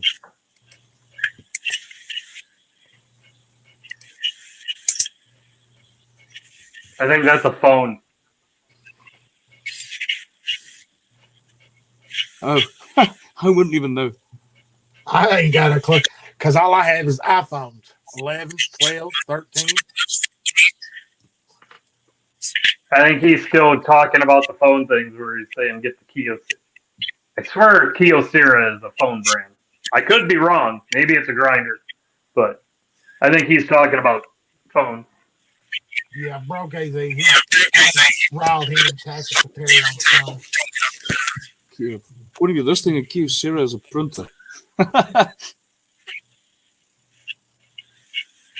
It's a damn burner phone.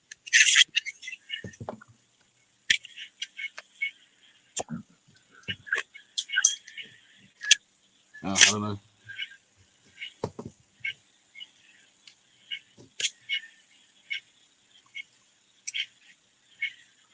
Kyle, this is George. Let's see. From Britz. Britz Blades, South Africa. He is in the soon to be from America. Yeah, he's fixing to start stamping his blades with the U.S. flags. Yeah, once on that side, I can actually put that stamp on that says "Made in the USA." And that's I think you get to add like I think it's like $300 just by putting the flag on it. Oh, thanks, Kyle. Yeah, there's a lot of makers over here. throw the link in here again. Drop Kyle's the link. a sharpener. He's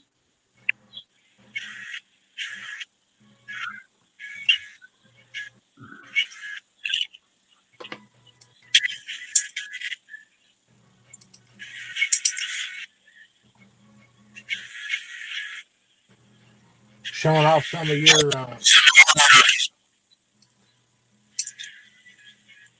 that thing's a beast. I actually want to weigh that thing. I'm not sure what it weighs, but it's an absolute monster. I'm going to be completely honest. I have no desire to get one of those from you until you get over here because I don't want to ship it. but once you do get over here, we're going to have a talk. That thing.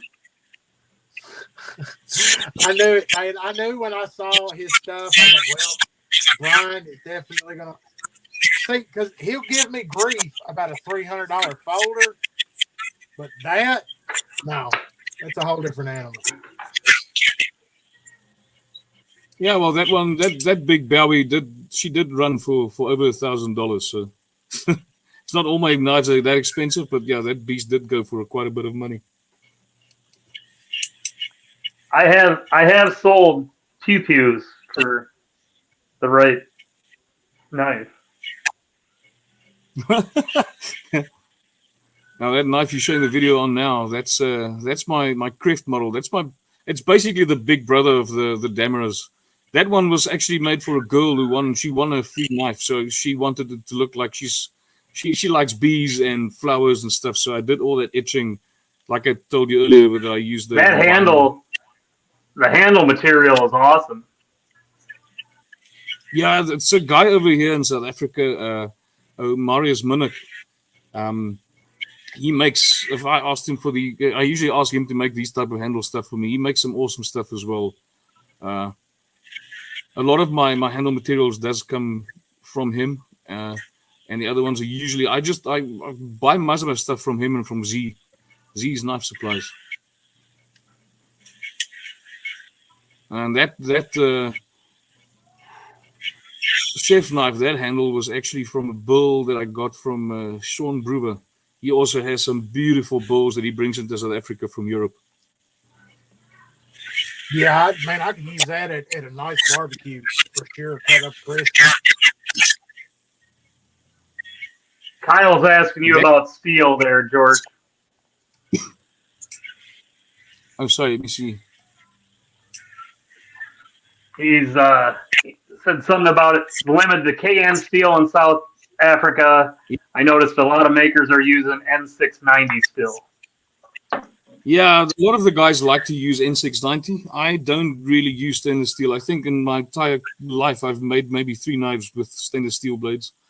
A lot of the guys use N690, but you can still, I think we can buy Magna Cut over here. You can get M390. You can get quite a big variety of stainless steels over here.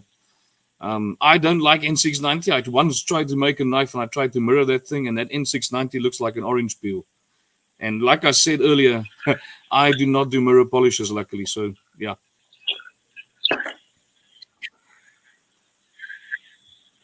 Yeah, I'm just straightening out that.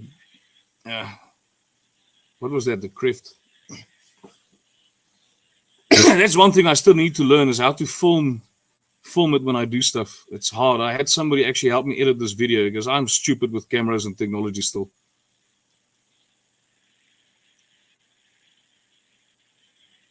Here's my big die. You can see that thing size is not going to work on the folder blades. Yeah, you'd get people hating you for how big the billboarding is on your folder. Holy crap, it's taking up the whole blade. Yeah, I also don't like billboarding. So the new die that I ordered with my logo on is a lot smaller. It's like probably a quarter of that size.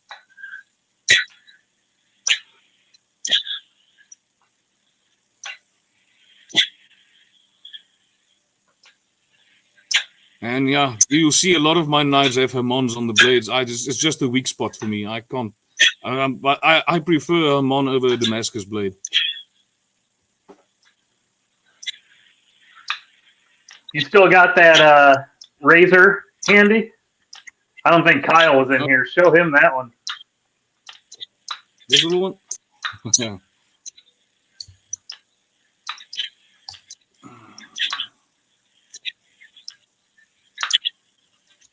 Where's the camera? There we go.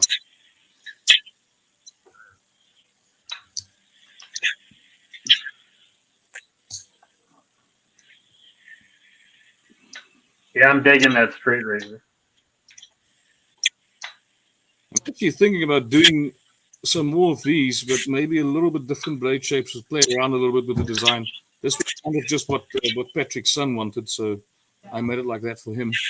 But yeah, this thing is literally, it's ground like a normal cutthroat razor. It's just in the side of a slip point. You can see the copper has started to get a nice patina. I like that. Maybe I should do one of these with a little bit of a shipwreck patina on the copper. Keep showing that off, and you'll have Kyle buying one before you know it. I'm gonna take a bunch of beauty shots of this thing and have a nice video edited. I'm gonna keep emailing it to him, email spam. Oh yeah, it was a picture of the slip joint. I think is where I first noticed your stuff and we started messaging back and forth because that razor is slick, boy. That is a good looking blade. That's hilarious. Todd Carr said that you could use your full-size stamp on those knives and it would still be smaller than O knife.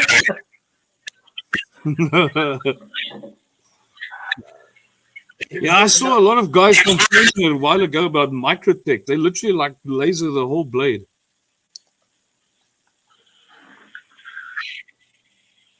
I think it was Microtech. Is it Microtech? They put the whole lot of billboarding all over their blades. Yeah, them and O-Knife. He was Tyler actually used clay on your Hammond. Yes, I actually used clay that I brought in from the United States. It's called Homon 1800. It's from a guy over there in Texas. He makes this clay.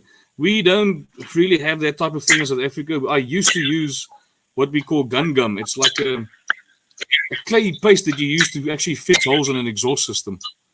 They work, but it doesn't work as this clay that I brought in from Texas. There's a guy in Texas. There's a specific name. I'll put it in the comments later if I remember. Oh yeah, I only see that knife.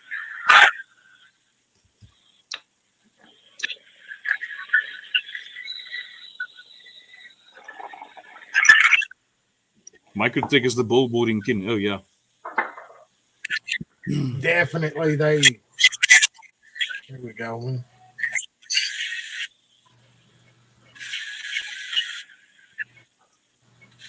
Adrian de Villiers. I am not sure actually. As far as I know, last that I heard, but I don't really follow too much on the stuff in South Africa. There my wife actually just gave me the word nuclear. Nuclear is the stuff that she actually flew in with her with a huge piece of W2 the last time. One of the times she flew in from Colorado to here. Nuclear, you get the Hamon 1800, and then there's another thing it also uses. Sorry, that's not off topic. I'm not sure if Adrian makes his stuff in South Africa anymore. I can probably find out, but I'm not sure. There's a lot of guys I see outsourcing stuff to China nowadays. I think that's what they're hitting at is a lot of the guys here. They'll buy it from South Africa, and still the American-made guys will buy South African knives, but they're finding out, I guess, through the talk that they're getting them from China, selling them from South Africa as they were made there. And I think that's what some people are kind of noticing and worrying about. There's kind of that standard there that the American-made knife crew, what the hell is that? Happy birthday. I don't know what that was. Bubbles. Have you ever seen that, Brian? Mm-mm. Oh, How am I making? I'm telling you, I think that's where the feedback's coming from. you were doing something with.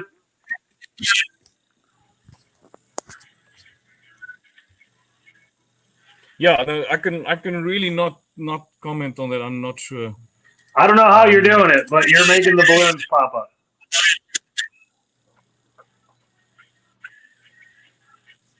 Oh, thanks, Kyle. Yeah, nuclear. You also said it there. Yeah, regarding ADV's knives, I really can't comment. I don't know. I don't really speak. I think I've maybe said hello to him once or twice, but no idea where it gets manufactured and where it gets made. Like I said, I know a lot of the guys outsource, and it gets made in China. But yeah, The peace sign. but then again, look at Jack Wolf's knives. They get made in China. He says it out straight, and I think it's brilliantly made as long as the good factory. But he was just if you do that, just be upfront about where it's being made, and that's it. Yeah, that's the game. I mean, most of what a lot these are China. This is a China knife, but it is a quality China piece. If you look at the stuff that places like Re8 makes some friggin' amazing stuff. I actually almost think that's where Jack stuff gets made. Well, Ben stuff with Jack Wolf knives. Those things look quality, and I know Spider Cut gets knives made over there as well. Nothing wrong with them. They've got some Taiwan. That's the big secret over here. Is everybody wants to know where Jack Wolf gets those. And man, when he's on a live stream, people will ask here and there. He's not budging. He won't let it slip. But I mean, that's a lot. QB is killing it with the Clydesdale. I mean, that's one that come from QB. Yeah, I saw you guys speak about that last time as well. Yeah. One of the guys who's been on the show a couple times, Luke. That's another. Jet streams from Kubi.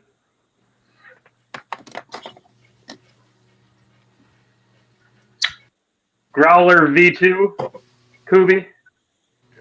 Oh yeah, nice. Yeah, pinions from Kubi. This is a Tempest from another guy in the community over here that designed it. He designed both these knives, and they're QB. All three of these. You can see his design language. Now these are, I think, both of ours are modified pretty big. I just pulled a case. They say that knives are made by QSP. Okay. QSP, yeah. There's some great ones coming from them. That slip joint I had out earlier, I'm not for sure, is it? I think it is, the Ohio River Jack. I think that's a QSP knife. Oh yeah. That's the big consensus is everybody thinks Jack Wolf knives are made by QSP. Yeah, everybody. That's the big hit. I said QB. Everybody, because y'all think, Kyle, you think my damn accent. Well, and it's QB and it's titanium. That's it. The Doug call it the cutie. It's a QB. I'm trying to think of her saying. I think it's about.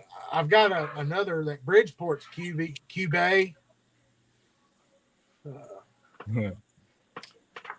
But that's Best Tech makes some good ones. But that Chavez, that's Riot. Yeah. And this thing is just a brick. It's probably. I won't carry it because I don't want to get any marks on it or anything. It just sits in here. But I've been trading all year trying to get up to it.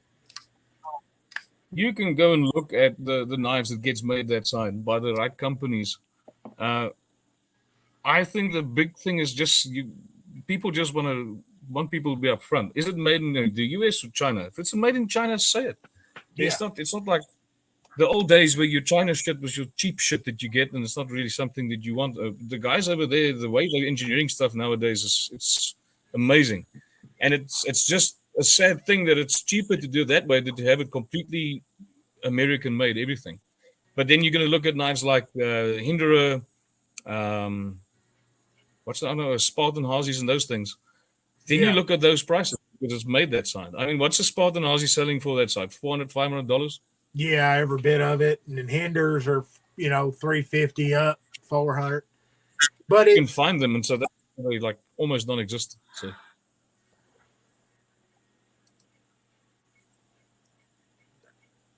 Tactile, what you've got to do is you've got to will yourself. I finally got lucky and traded it. It's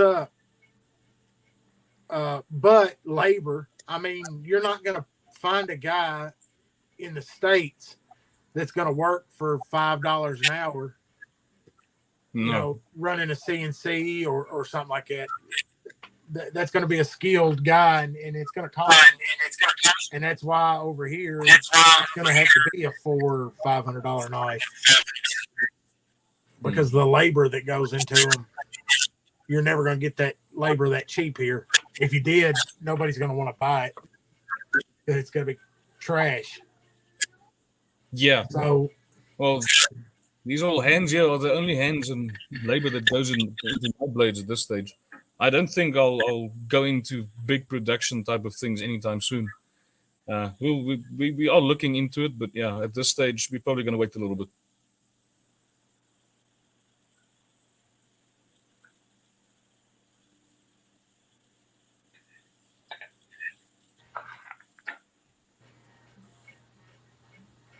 you're halfway between. He was asking how many accents you have over there. Brian don't have any kind of accent. And as far north as he is, I would almost expect him to have a little bit of that Canadian twang. I don't even know. Hey, don't be cutting me out of that there yet. There, don't. Yeah, Melissa has been. She's been telling me if I start getting a southern accent over there, she's going to divorce me. So, Luke, what's up, buddy? Luke. So Luke. No, she likes the accent. Luke is the fellow who's in the chat. Just jumped in. This is his design work. His first design he released. Nice. The Clydesdale.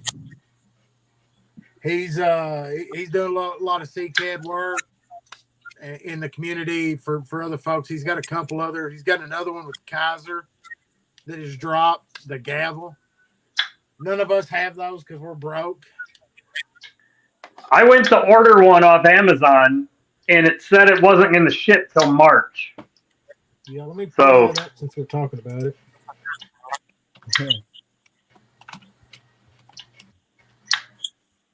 Luke, all you got to do is click on the message, and you can come on if you want to.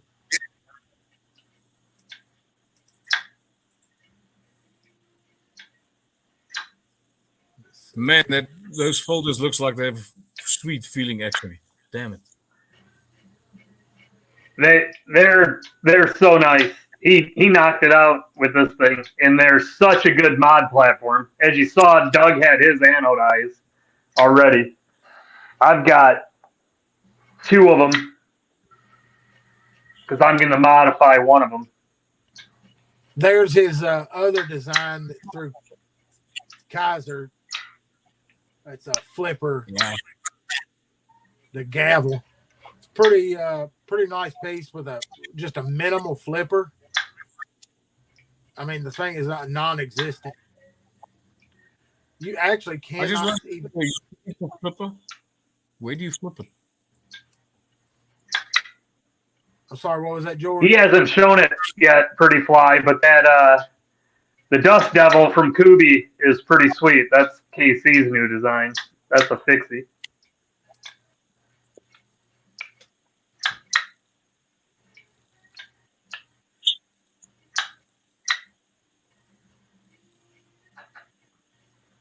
Yeah, that knife. Yeah, loose is so good I bought it twice. I didn't know. Did Casey drop the new one today? It came out today on Kubi's website. It's a fixed blade. It's called the Dust Devil. Is it on? It's not on his site, is it? No, you're gonna have to go to Kubi. It looks like a fixed blade pinion. It's pretty cool. You can get it in micarta, Ultim. It's in 14C.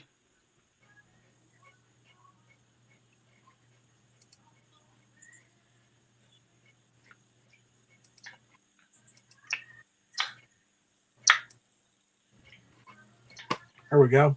There it is. The Dust Devil. He went with old piss plastic on it. Yeah, it's nice. That's the one I'm going to get. You know me and the pea plastic. I love it.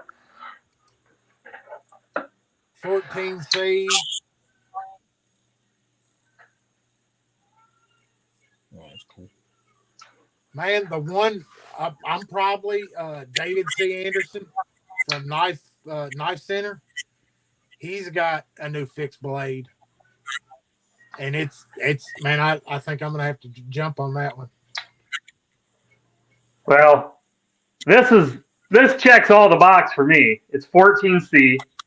It's from Tempest, made by Kubi. You know I'm going to get a Dust Devil.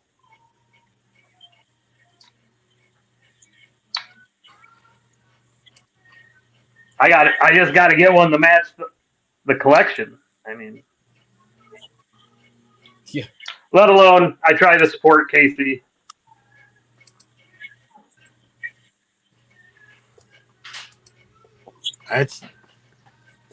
And then you've got the new the little buddy from Asher that dropped. If I can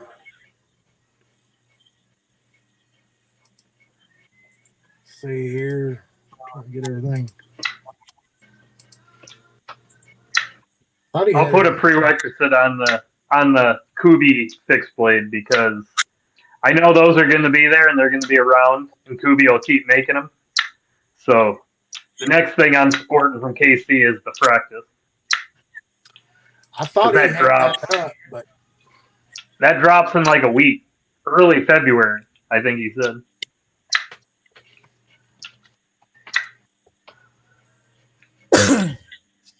Trying to find that little buddy. I think it's up on the site. Here's there you go, guys. There's the little buddy that Asher's dropping. It'll probably be up on the site next week. You've got to have a link through him to get it, I think, right now. Isn't that the one that's already out? No, this one's a little bit different. Okay. The handles are different. That contouring, the blade shape. Yeah, now that it's out of the sheath, I see the difference. The other one's shaped more like a Sparrow. This one, yep, he named it after his son because it's where he calls his little boy his little buddy. And it's about the right size. I was thinking about hitting on that. There's G-ball. It needs some testing. We all know what that means. I think he's got it in the 2 colors, but man, I've yet to get anything come from Asher that wasn't King. I mean, there's the Sparrow and the silver twill carbon fiber. It's these are great budget knives. He does usually pretty good steals, M390, S90V. That sounds badass, Kyle. And then Doug, I I might need to sign off. I see this phone is giving me a warning saying that it is dangerously hot. Yes, sir, man. No, it's no problem if you sign off. I look forward to having you back on. I mean, most of the guys. Let's see. Did we pull you anybody? Trying to look, and I look forward, man, to getting one of your blades in hand here. We're gonna get some links up to those. I appreciate you guys having me over. It's been a fun chat we've had. Yeah, it was great meeting you, man. Look forward to talking to you. Yeah, man, we'll definitely got to come back on and hang out with Backpack, and we'll have we'll get the other knife nut on here, G-Ball or Loot. Both of them. Loot's a designer, and G-Ball, man, he just likes beating on knives, I think. I know that would be cool. Yeah. Well, thanks for having me over. Let me just not let my Chinese phone explode. So I'll talk to you all. You can all probably, you're going to put the links and stuff in. If anybody needs to go get a hold of me, I always get my Instagram messages and stuff, so it's not a problem. Yeah, both the links are already in the description for Facebook and Instagram, so they can just throw right in there and go over.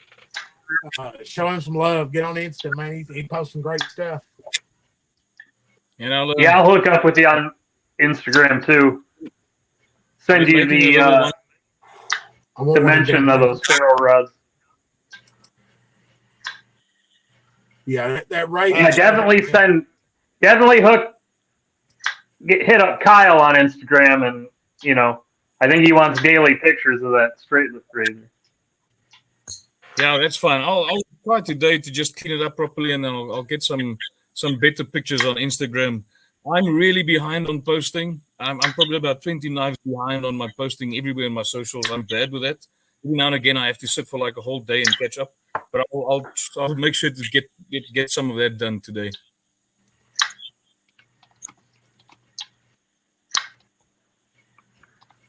Appreciate it. In any case, then you guys must. Good evening, and I'll speak to you all very soon again. Thanks for having me. Yeah, I hope you have a good day. Go get some breakfast. Yeah, get you some breakfast, man. Some coffee. Cheers, guys. Go well. Later. Have a good one.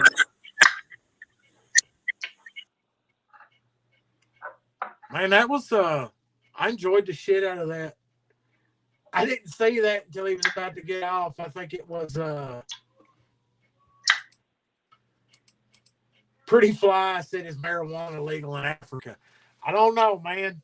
It's a rough spot. I gotta say, it dude's in a rough spot. Talking about having limited power, and they're just like sending you a damn text message where he's powered out for like 2 hours, no water for a couple of days.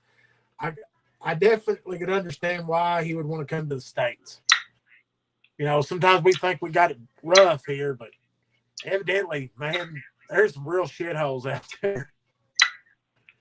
But I for anybody that didn't miss it, I mean, I met him on Facebook in the trading groups and saw a picture of that damn folding straight razor at that. It kind of got that Spanish razor look to its slip joint, and just started asking questions. But I was like, and I was scared the first time he started talking about prices. His prices are not that damn high for what he's selling. I mean, those they're like $300 for. I mean, he's got like $350, $350 on these. There you go, Doug. He just answered that. He said just about everybody smokes pot there. He doesn't, though. Man, is pot legal everywhere except fucking the bullshit Bible Belt?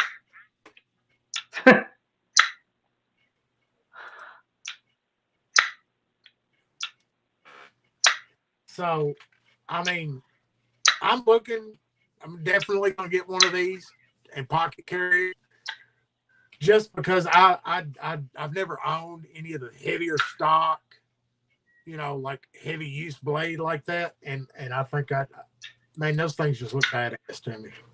And some of the finishes are sick.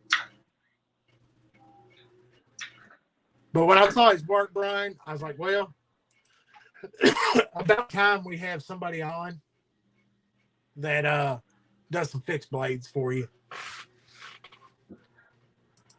Yeah, you tried it last time and it got stood up. Well, that guy didn't make fixed blades. He was just a fixed blade guy. Brian, you got pics of what? He sent me pics of his Clydesdale that he got modded. Oh. He had it Cerakoted and what did he say? It's up in the chat. And Troy, Laser action Cerakoted one. Brent is evidently Becky. I don't know if, but she's about to pop at any minute, and man, he's trying to get all of his stuff together. It's been hard to chat with him. I mean, he's been scattered brain. He's fixing to be daddy times 2, round 2. So he's wrapped up and trying to finish mods.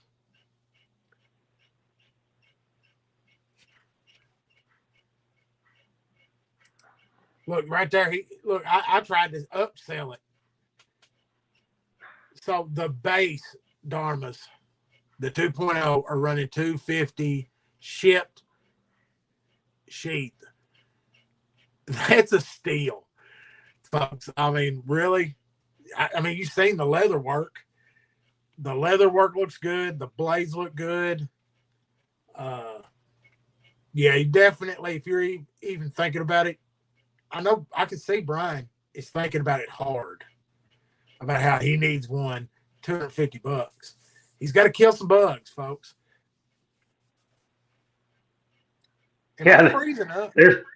There's not too many bugs in West Michigan right now after all the snowfall. Yeah, Tory Kate, man, Brent's he's got all kinds of craziness going on. But, you know, once the baby gets here, gets settled, things get back, you know, he's posting, he's doing some more videos. It'll be, you know, but it's a hectic time for the guy. Just coming off of the craziness with all the that construction. And chaos from that, and now he's going to have chaos from a newborn. Yeah. Chaotic. But yeah, like I keep saying, man, got to reach out if you're interested in the Dharma 2.0. And just reach out to him, throw him a message. Man, he's quick to message you back. Just remember that his damn time zone is completely different. We're going to bed, he's getting up. But let me see here. I got that one video. I'll show it again for everybody who's late coming in. That one's showing the Dharma and then the sheath. I mean, his dad's making the damn sheaths. So these are some handmade pieces, man. They're it's some gorgeous looking leather work to boot. And soon you may be able to get a ferro rod with it. Yeah, look at there. I'll take let's see, I'm figuring at least a 2.5% vig on this deal. I mean, putting y'all in the same place at the same time. And you know what that means? That's nice, man. Yeah, I'll give you 2% off when you buy a ferro. Man, it is beautiful, though. I've got to say, I've seen the background a couple times. Oh, look, man, there is some slip joint action. Is that not a good-looking damn slip joint right there? With that razor on it? Yeah, I like that. I tell you, I'm not resting until I have one of them damn things in a sheath in the left-hand pocket. I've got to have one of them. Those are some good-looking slips, man. You'll have to keep it oiled up, you know, with that steel and take care of it. But those are some good-looking slips. And these are these are prototypes. I mean, these are the first ones. He had another one. I was haggling with him, and it wasn't coming out the way he wanted it. So then he starts scrapping because he's a little bit nitpick, wanting his stuff, which you can't blame him. Got to give it to him. And I guess I'm gonna have to request a cup. I just saw that. I mean, a South African cup.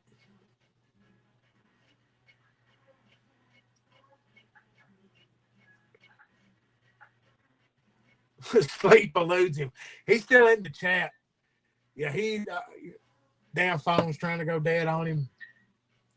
So y'all throw the messages out there, man. Let's get this guy rolling out. I mean, it's I dig his work. It's awesome that what he said and talked about the knife community here in the States. I gotta agree with him, man. It's full of y'all nuts. Some good folks in it. I mean, I met a war machine here who's packed up at any moment and ready to go to Texas. You can see it in his eyes. I'm just saying, if it comes to Kentucky, you guys still got plenty of time to react. Texas is a big old state, so man.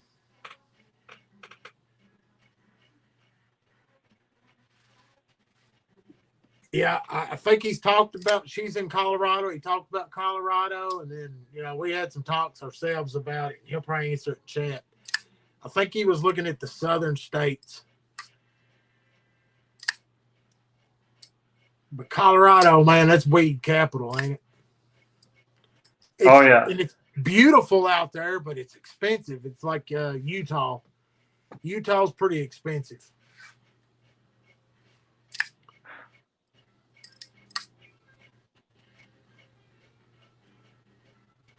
Oh, look at that. I'll drink out of it on the live stream. It might not have coffee in it. It might have coffee. Who knows? Right now, I've been rocking this one. If anybody's familiar with the Trailer Park Boys, this is a list of Ricky-isms on here. That is one of the great fictional characters of our time, is Ricky from the Trailer Park Boys. Because he says things like, let's get two birds stoned at once. It's not rocket appliances. It looks like a tropical earthquake rolled through here. It's great stuff, man.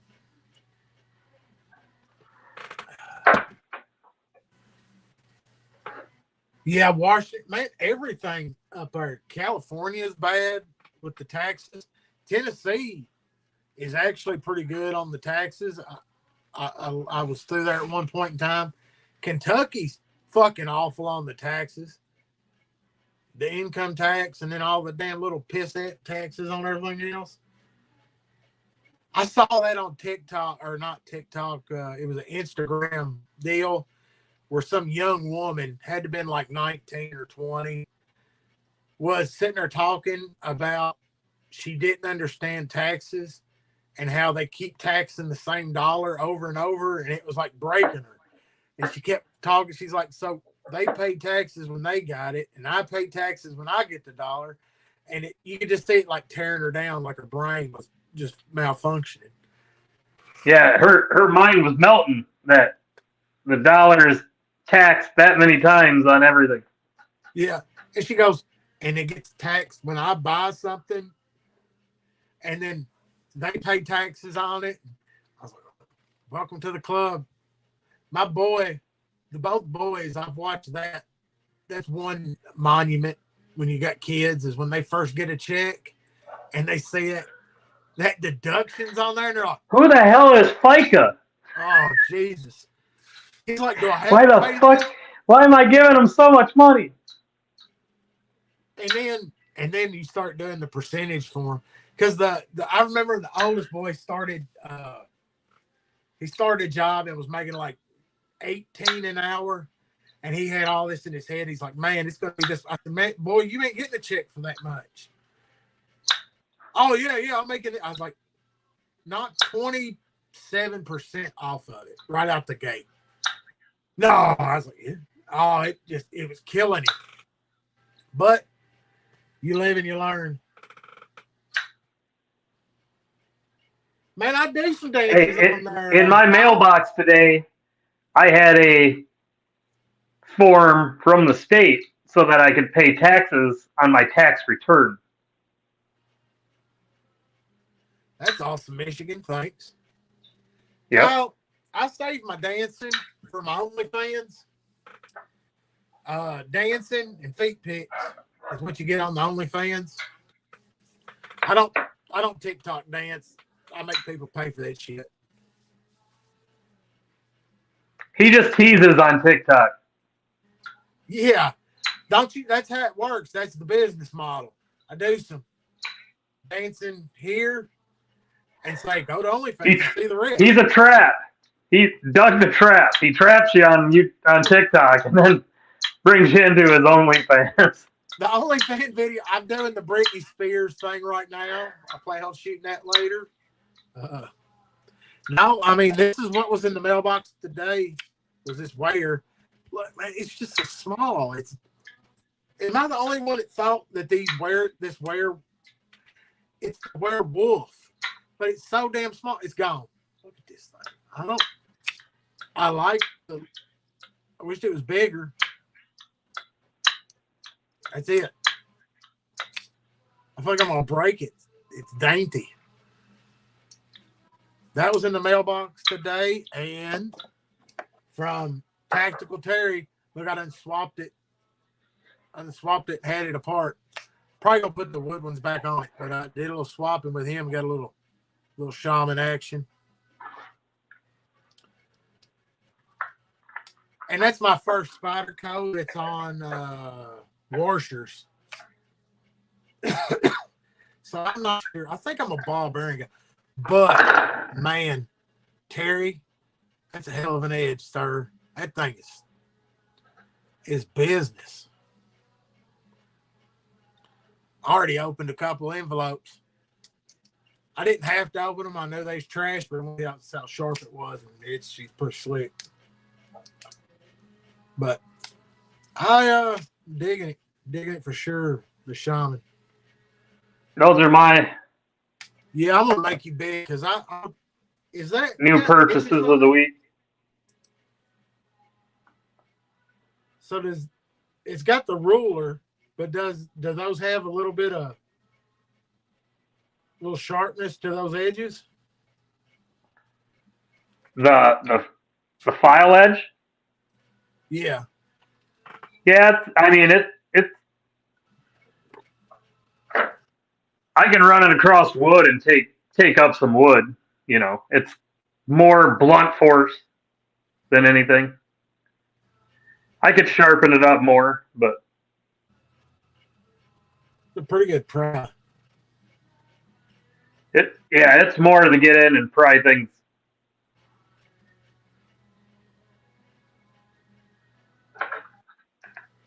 Look at this. So George said, and it's down in here, did some thinking, and he's got a ton of those scalpels made extra.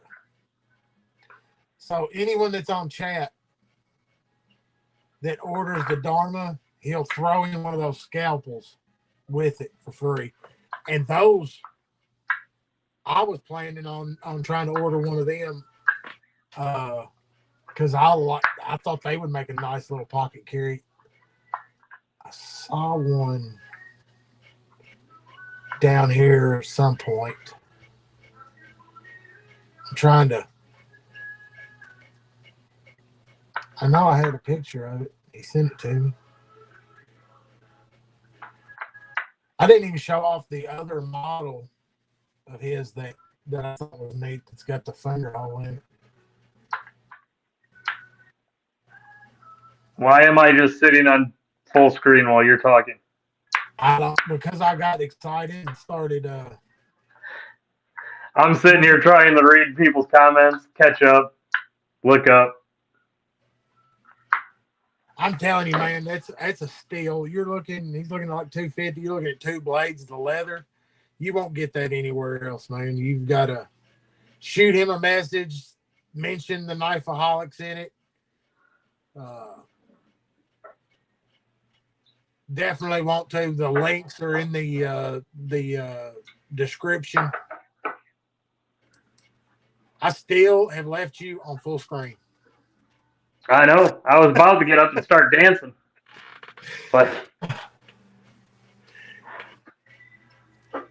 I was trying to, because man, I've got messages and shit scattered everywhere. You know, you'll start talking to somebody on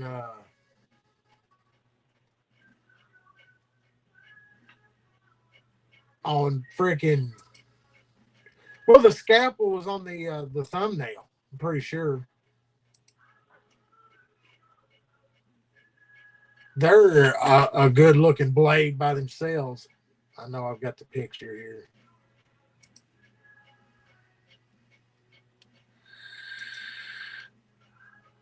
God, and now I start clicking on shit and it takes forever for it to load.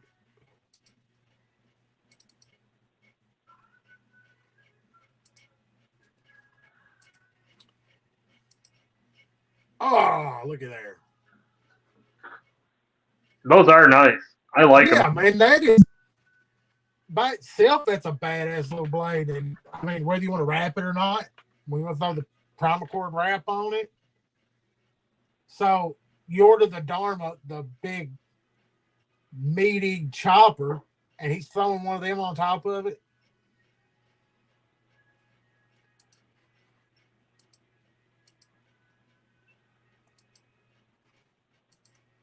And then the Dharma, go back to that. I like that subliminal self promotion there, Doug. Man, I throw that in there, dude. Didn't you catch it? I'm pretty slick at it, man. I'm getting better. And then here is the Dharma 2.0, folks, which I mean, that's a set. Look at that big, thick beast.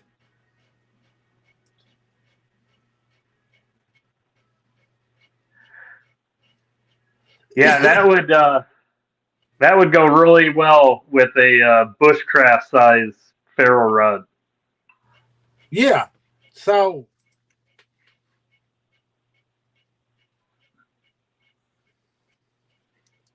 said he'd fire over some pics. Look, Kyle's done photo over on Instagram. And we get a lot of views, you know, after the live's over. People. So if you sit and watch this, hit the links and go over and drop George hey, how you doing? And welcome him, man, to the States, because he'll be over here before too long. And he can welcome him to the community. I can't get on. I like that blade. I like the shape of it, and then when you see it go sideways and you can see the blade stock, that thing's a hunk of steel. The shape alone, yeah, it's eye catching. I like it. It looks useful. And then you look at how thick it is once. That's a chunk. I bet it feels good in the hand. It's got those contoured handles. Yeah. It'll. Plus, the way it's got that swell in the palm, you can actually choke back a little bit if you were chopping. Yeah, and you're gonna throw you a decent lanyard on there, a couple battle beads. But see, you're thinking about how you could you're gonna pound on it and use it, and the whole time I'm thinking, man, that'll take some great pictures.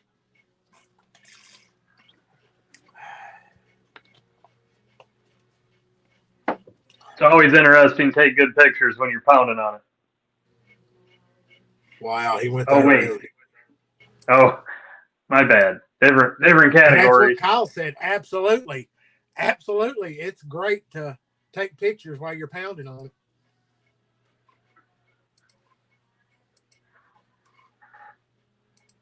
He sent me the wrong. Or said he sent me the wrong. He might be sending them to Kyle. I said something about sending a picture there. Man, the one he sent me though is I agree with it completely. Kids need more bushcraft and less Minecraft. I agree with that completely. Man, poor guy. He's using that damn metric system when he talks. That shit just throws me off. 6mm is the blade stock. 6 2 inches. So, what we're looking at 0.236 on the blade stock.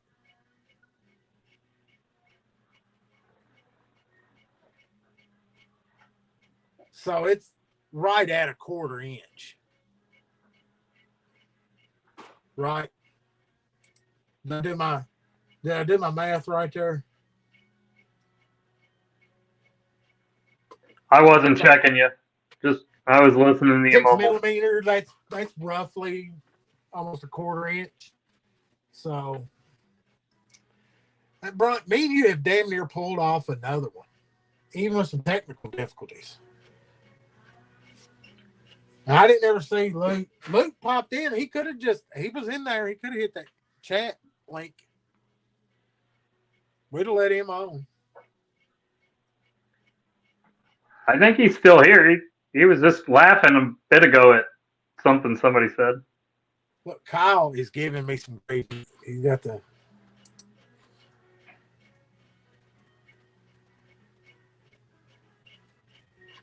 Look at that. They're helping you out. Yep, see? I was doing mental gymnastics right there, folks. Converting, I hate it. I wished back when I was in school, they'd have just taught me the damn metric system and been done with it. My life would have been a lot easier. Because every damn thing in my business over the years, it's all metric. Oh, look, I got this. The first folder that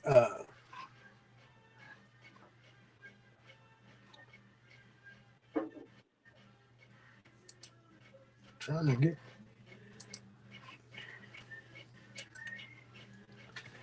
Oh Lord! Sometimes on the computer,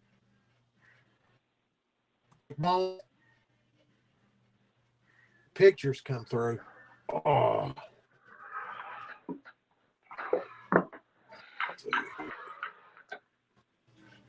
Trying to get his pictures of this folder to come up. He sent them to me, and man, it's a pretty bitch. But the damn,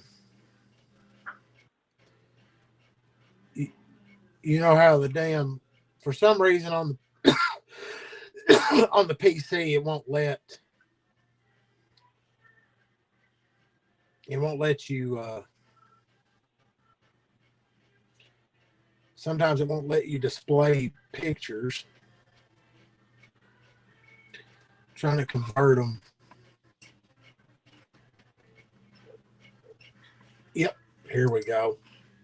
It is hard to admit, Kyle, but when you're doing stuff and you're looking for accuracy, it's better to go metric. Yeah, look, no, I'm American. I'm with you, American. You took her jibs. But Celsius makes more sense. Let's see here. Bam. Look at that. That was his first folder. He fired over a couple pictures of it. Put it full screen. Well, that's as big as I can get, sir. I mean, I can go if that helps. That's about it. There you go. I'd have to.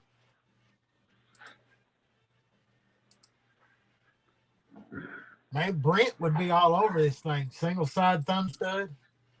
See, I couldn't get. For some reason, it would not let me take it from his message. I had to take it and send it. Dumbass thing. And there she is open. Single side thumb stud. Line lock. Beautiful blade. I'm game for that.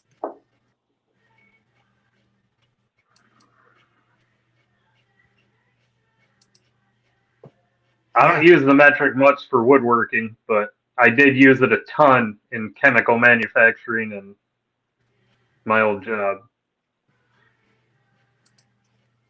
I agree. I used to have to do a lot of custom batches for some of our Japanese customers, and all of their stuff was to the smallest possible measurement. Well, got like 5 minutes, and the Mr. Big, Mr. Red, I think, fixing to roll on. I think I'm going to cut out about that time.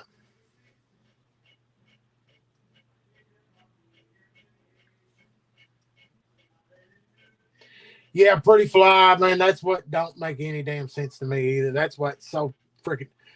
So 32 is freezing. It's, you know,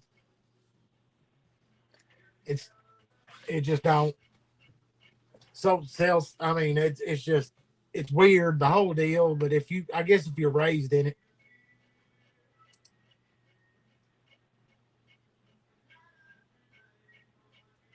What was your favorite takeaways from SHOT? I haven't really watched much from SHOT Show at all, other than a couple things that Big Red has put out right now. I'm sure all the videos are going to start flooding on my feed. So. Now, Knife, David C. Damn. David C. Anderson, they've got a lot of that come out from each company. Boker's got some bangers that are coming out. I know you didn't mean nice.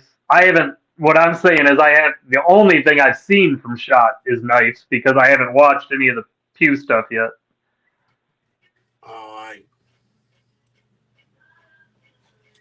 The pews from that are insane. I mean, I've seen some stuff roll around Insta, but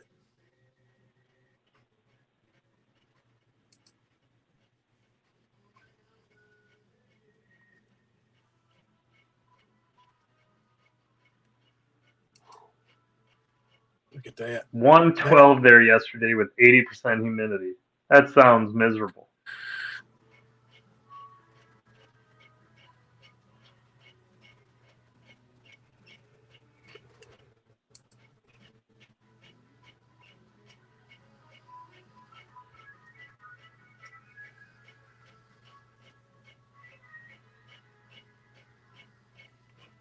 See, Terry's in the same page. We're on the same page here. That's funny because I did see the Leon Ma stuff. Well, I was sharing most of it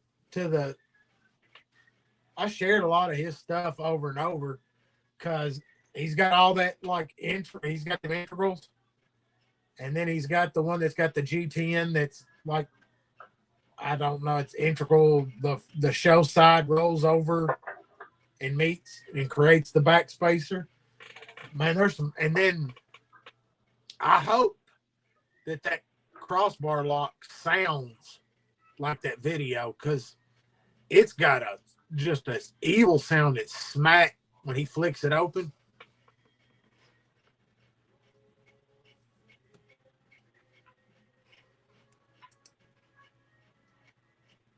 Yeah, he's got an access lock in his deal now. I shared it on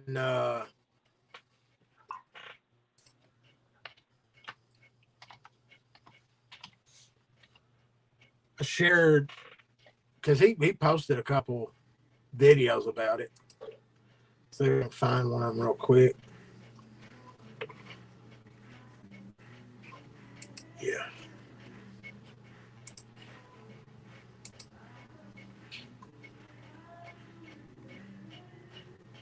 See, I mean, it's a looker.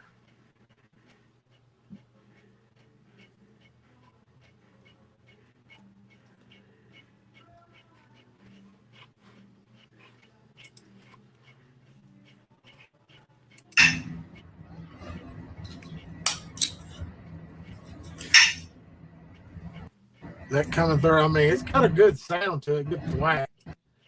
But yeah, I heard it. I keep,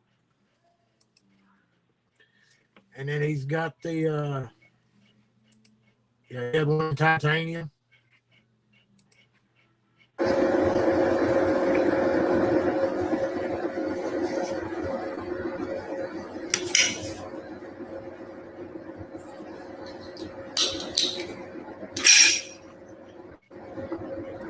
Oh, it sounded like something was snapping in the background. But and then this was the other one that damn integral is sick, man. I've yet to own one, so I've gotta get something like that. But you know that's gonna be pricey.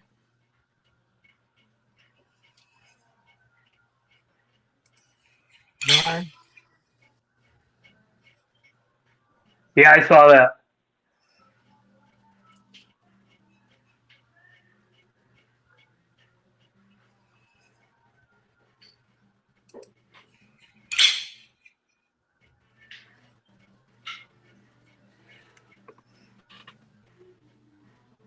Man, awesome. Same to you, George, man. Enjoy your breakfast, enjoy your day, and man, I hope you get caught up on some of that stuff you was talking about in the shop. That cuffs are pretty. I haven't had one of them yet. It's definitely one to get.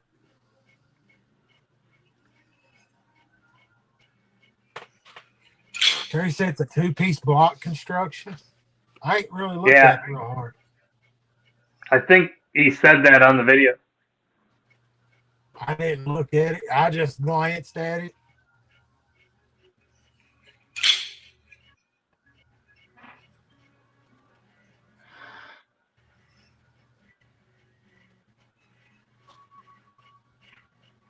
Man, you can't hardly see the line. It must be right there at the.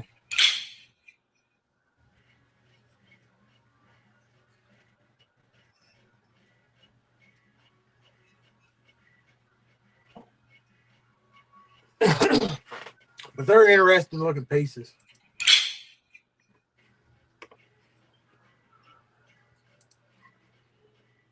Well, shit far, folks. I think I'm about ready. Where we at? It's 12:02. I think Mr. Red's on. I'm amazed we're holding on to anybody. Well, man, I thank all of y'all for coming out tonight. Don't forget. Yeah, it was a good time. Go over and check out Britz.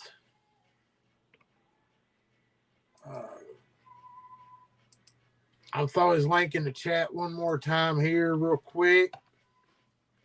And it's also in the take it easy, Todd. See you real.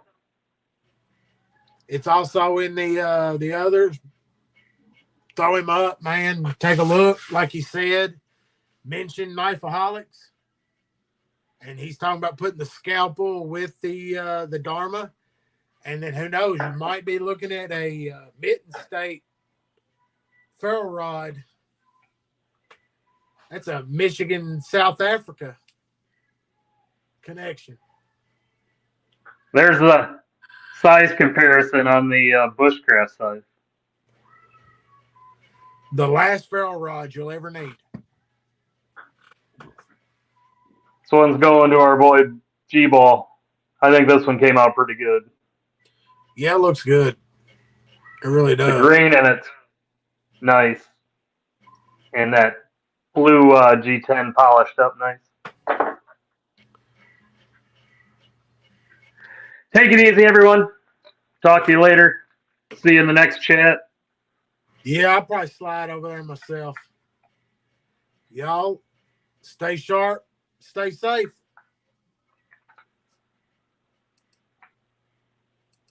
Oh, we should have did it this way and then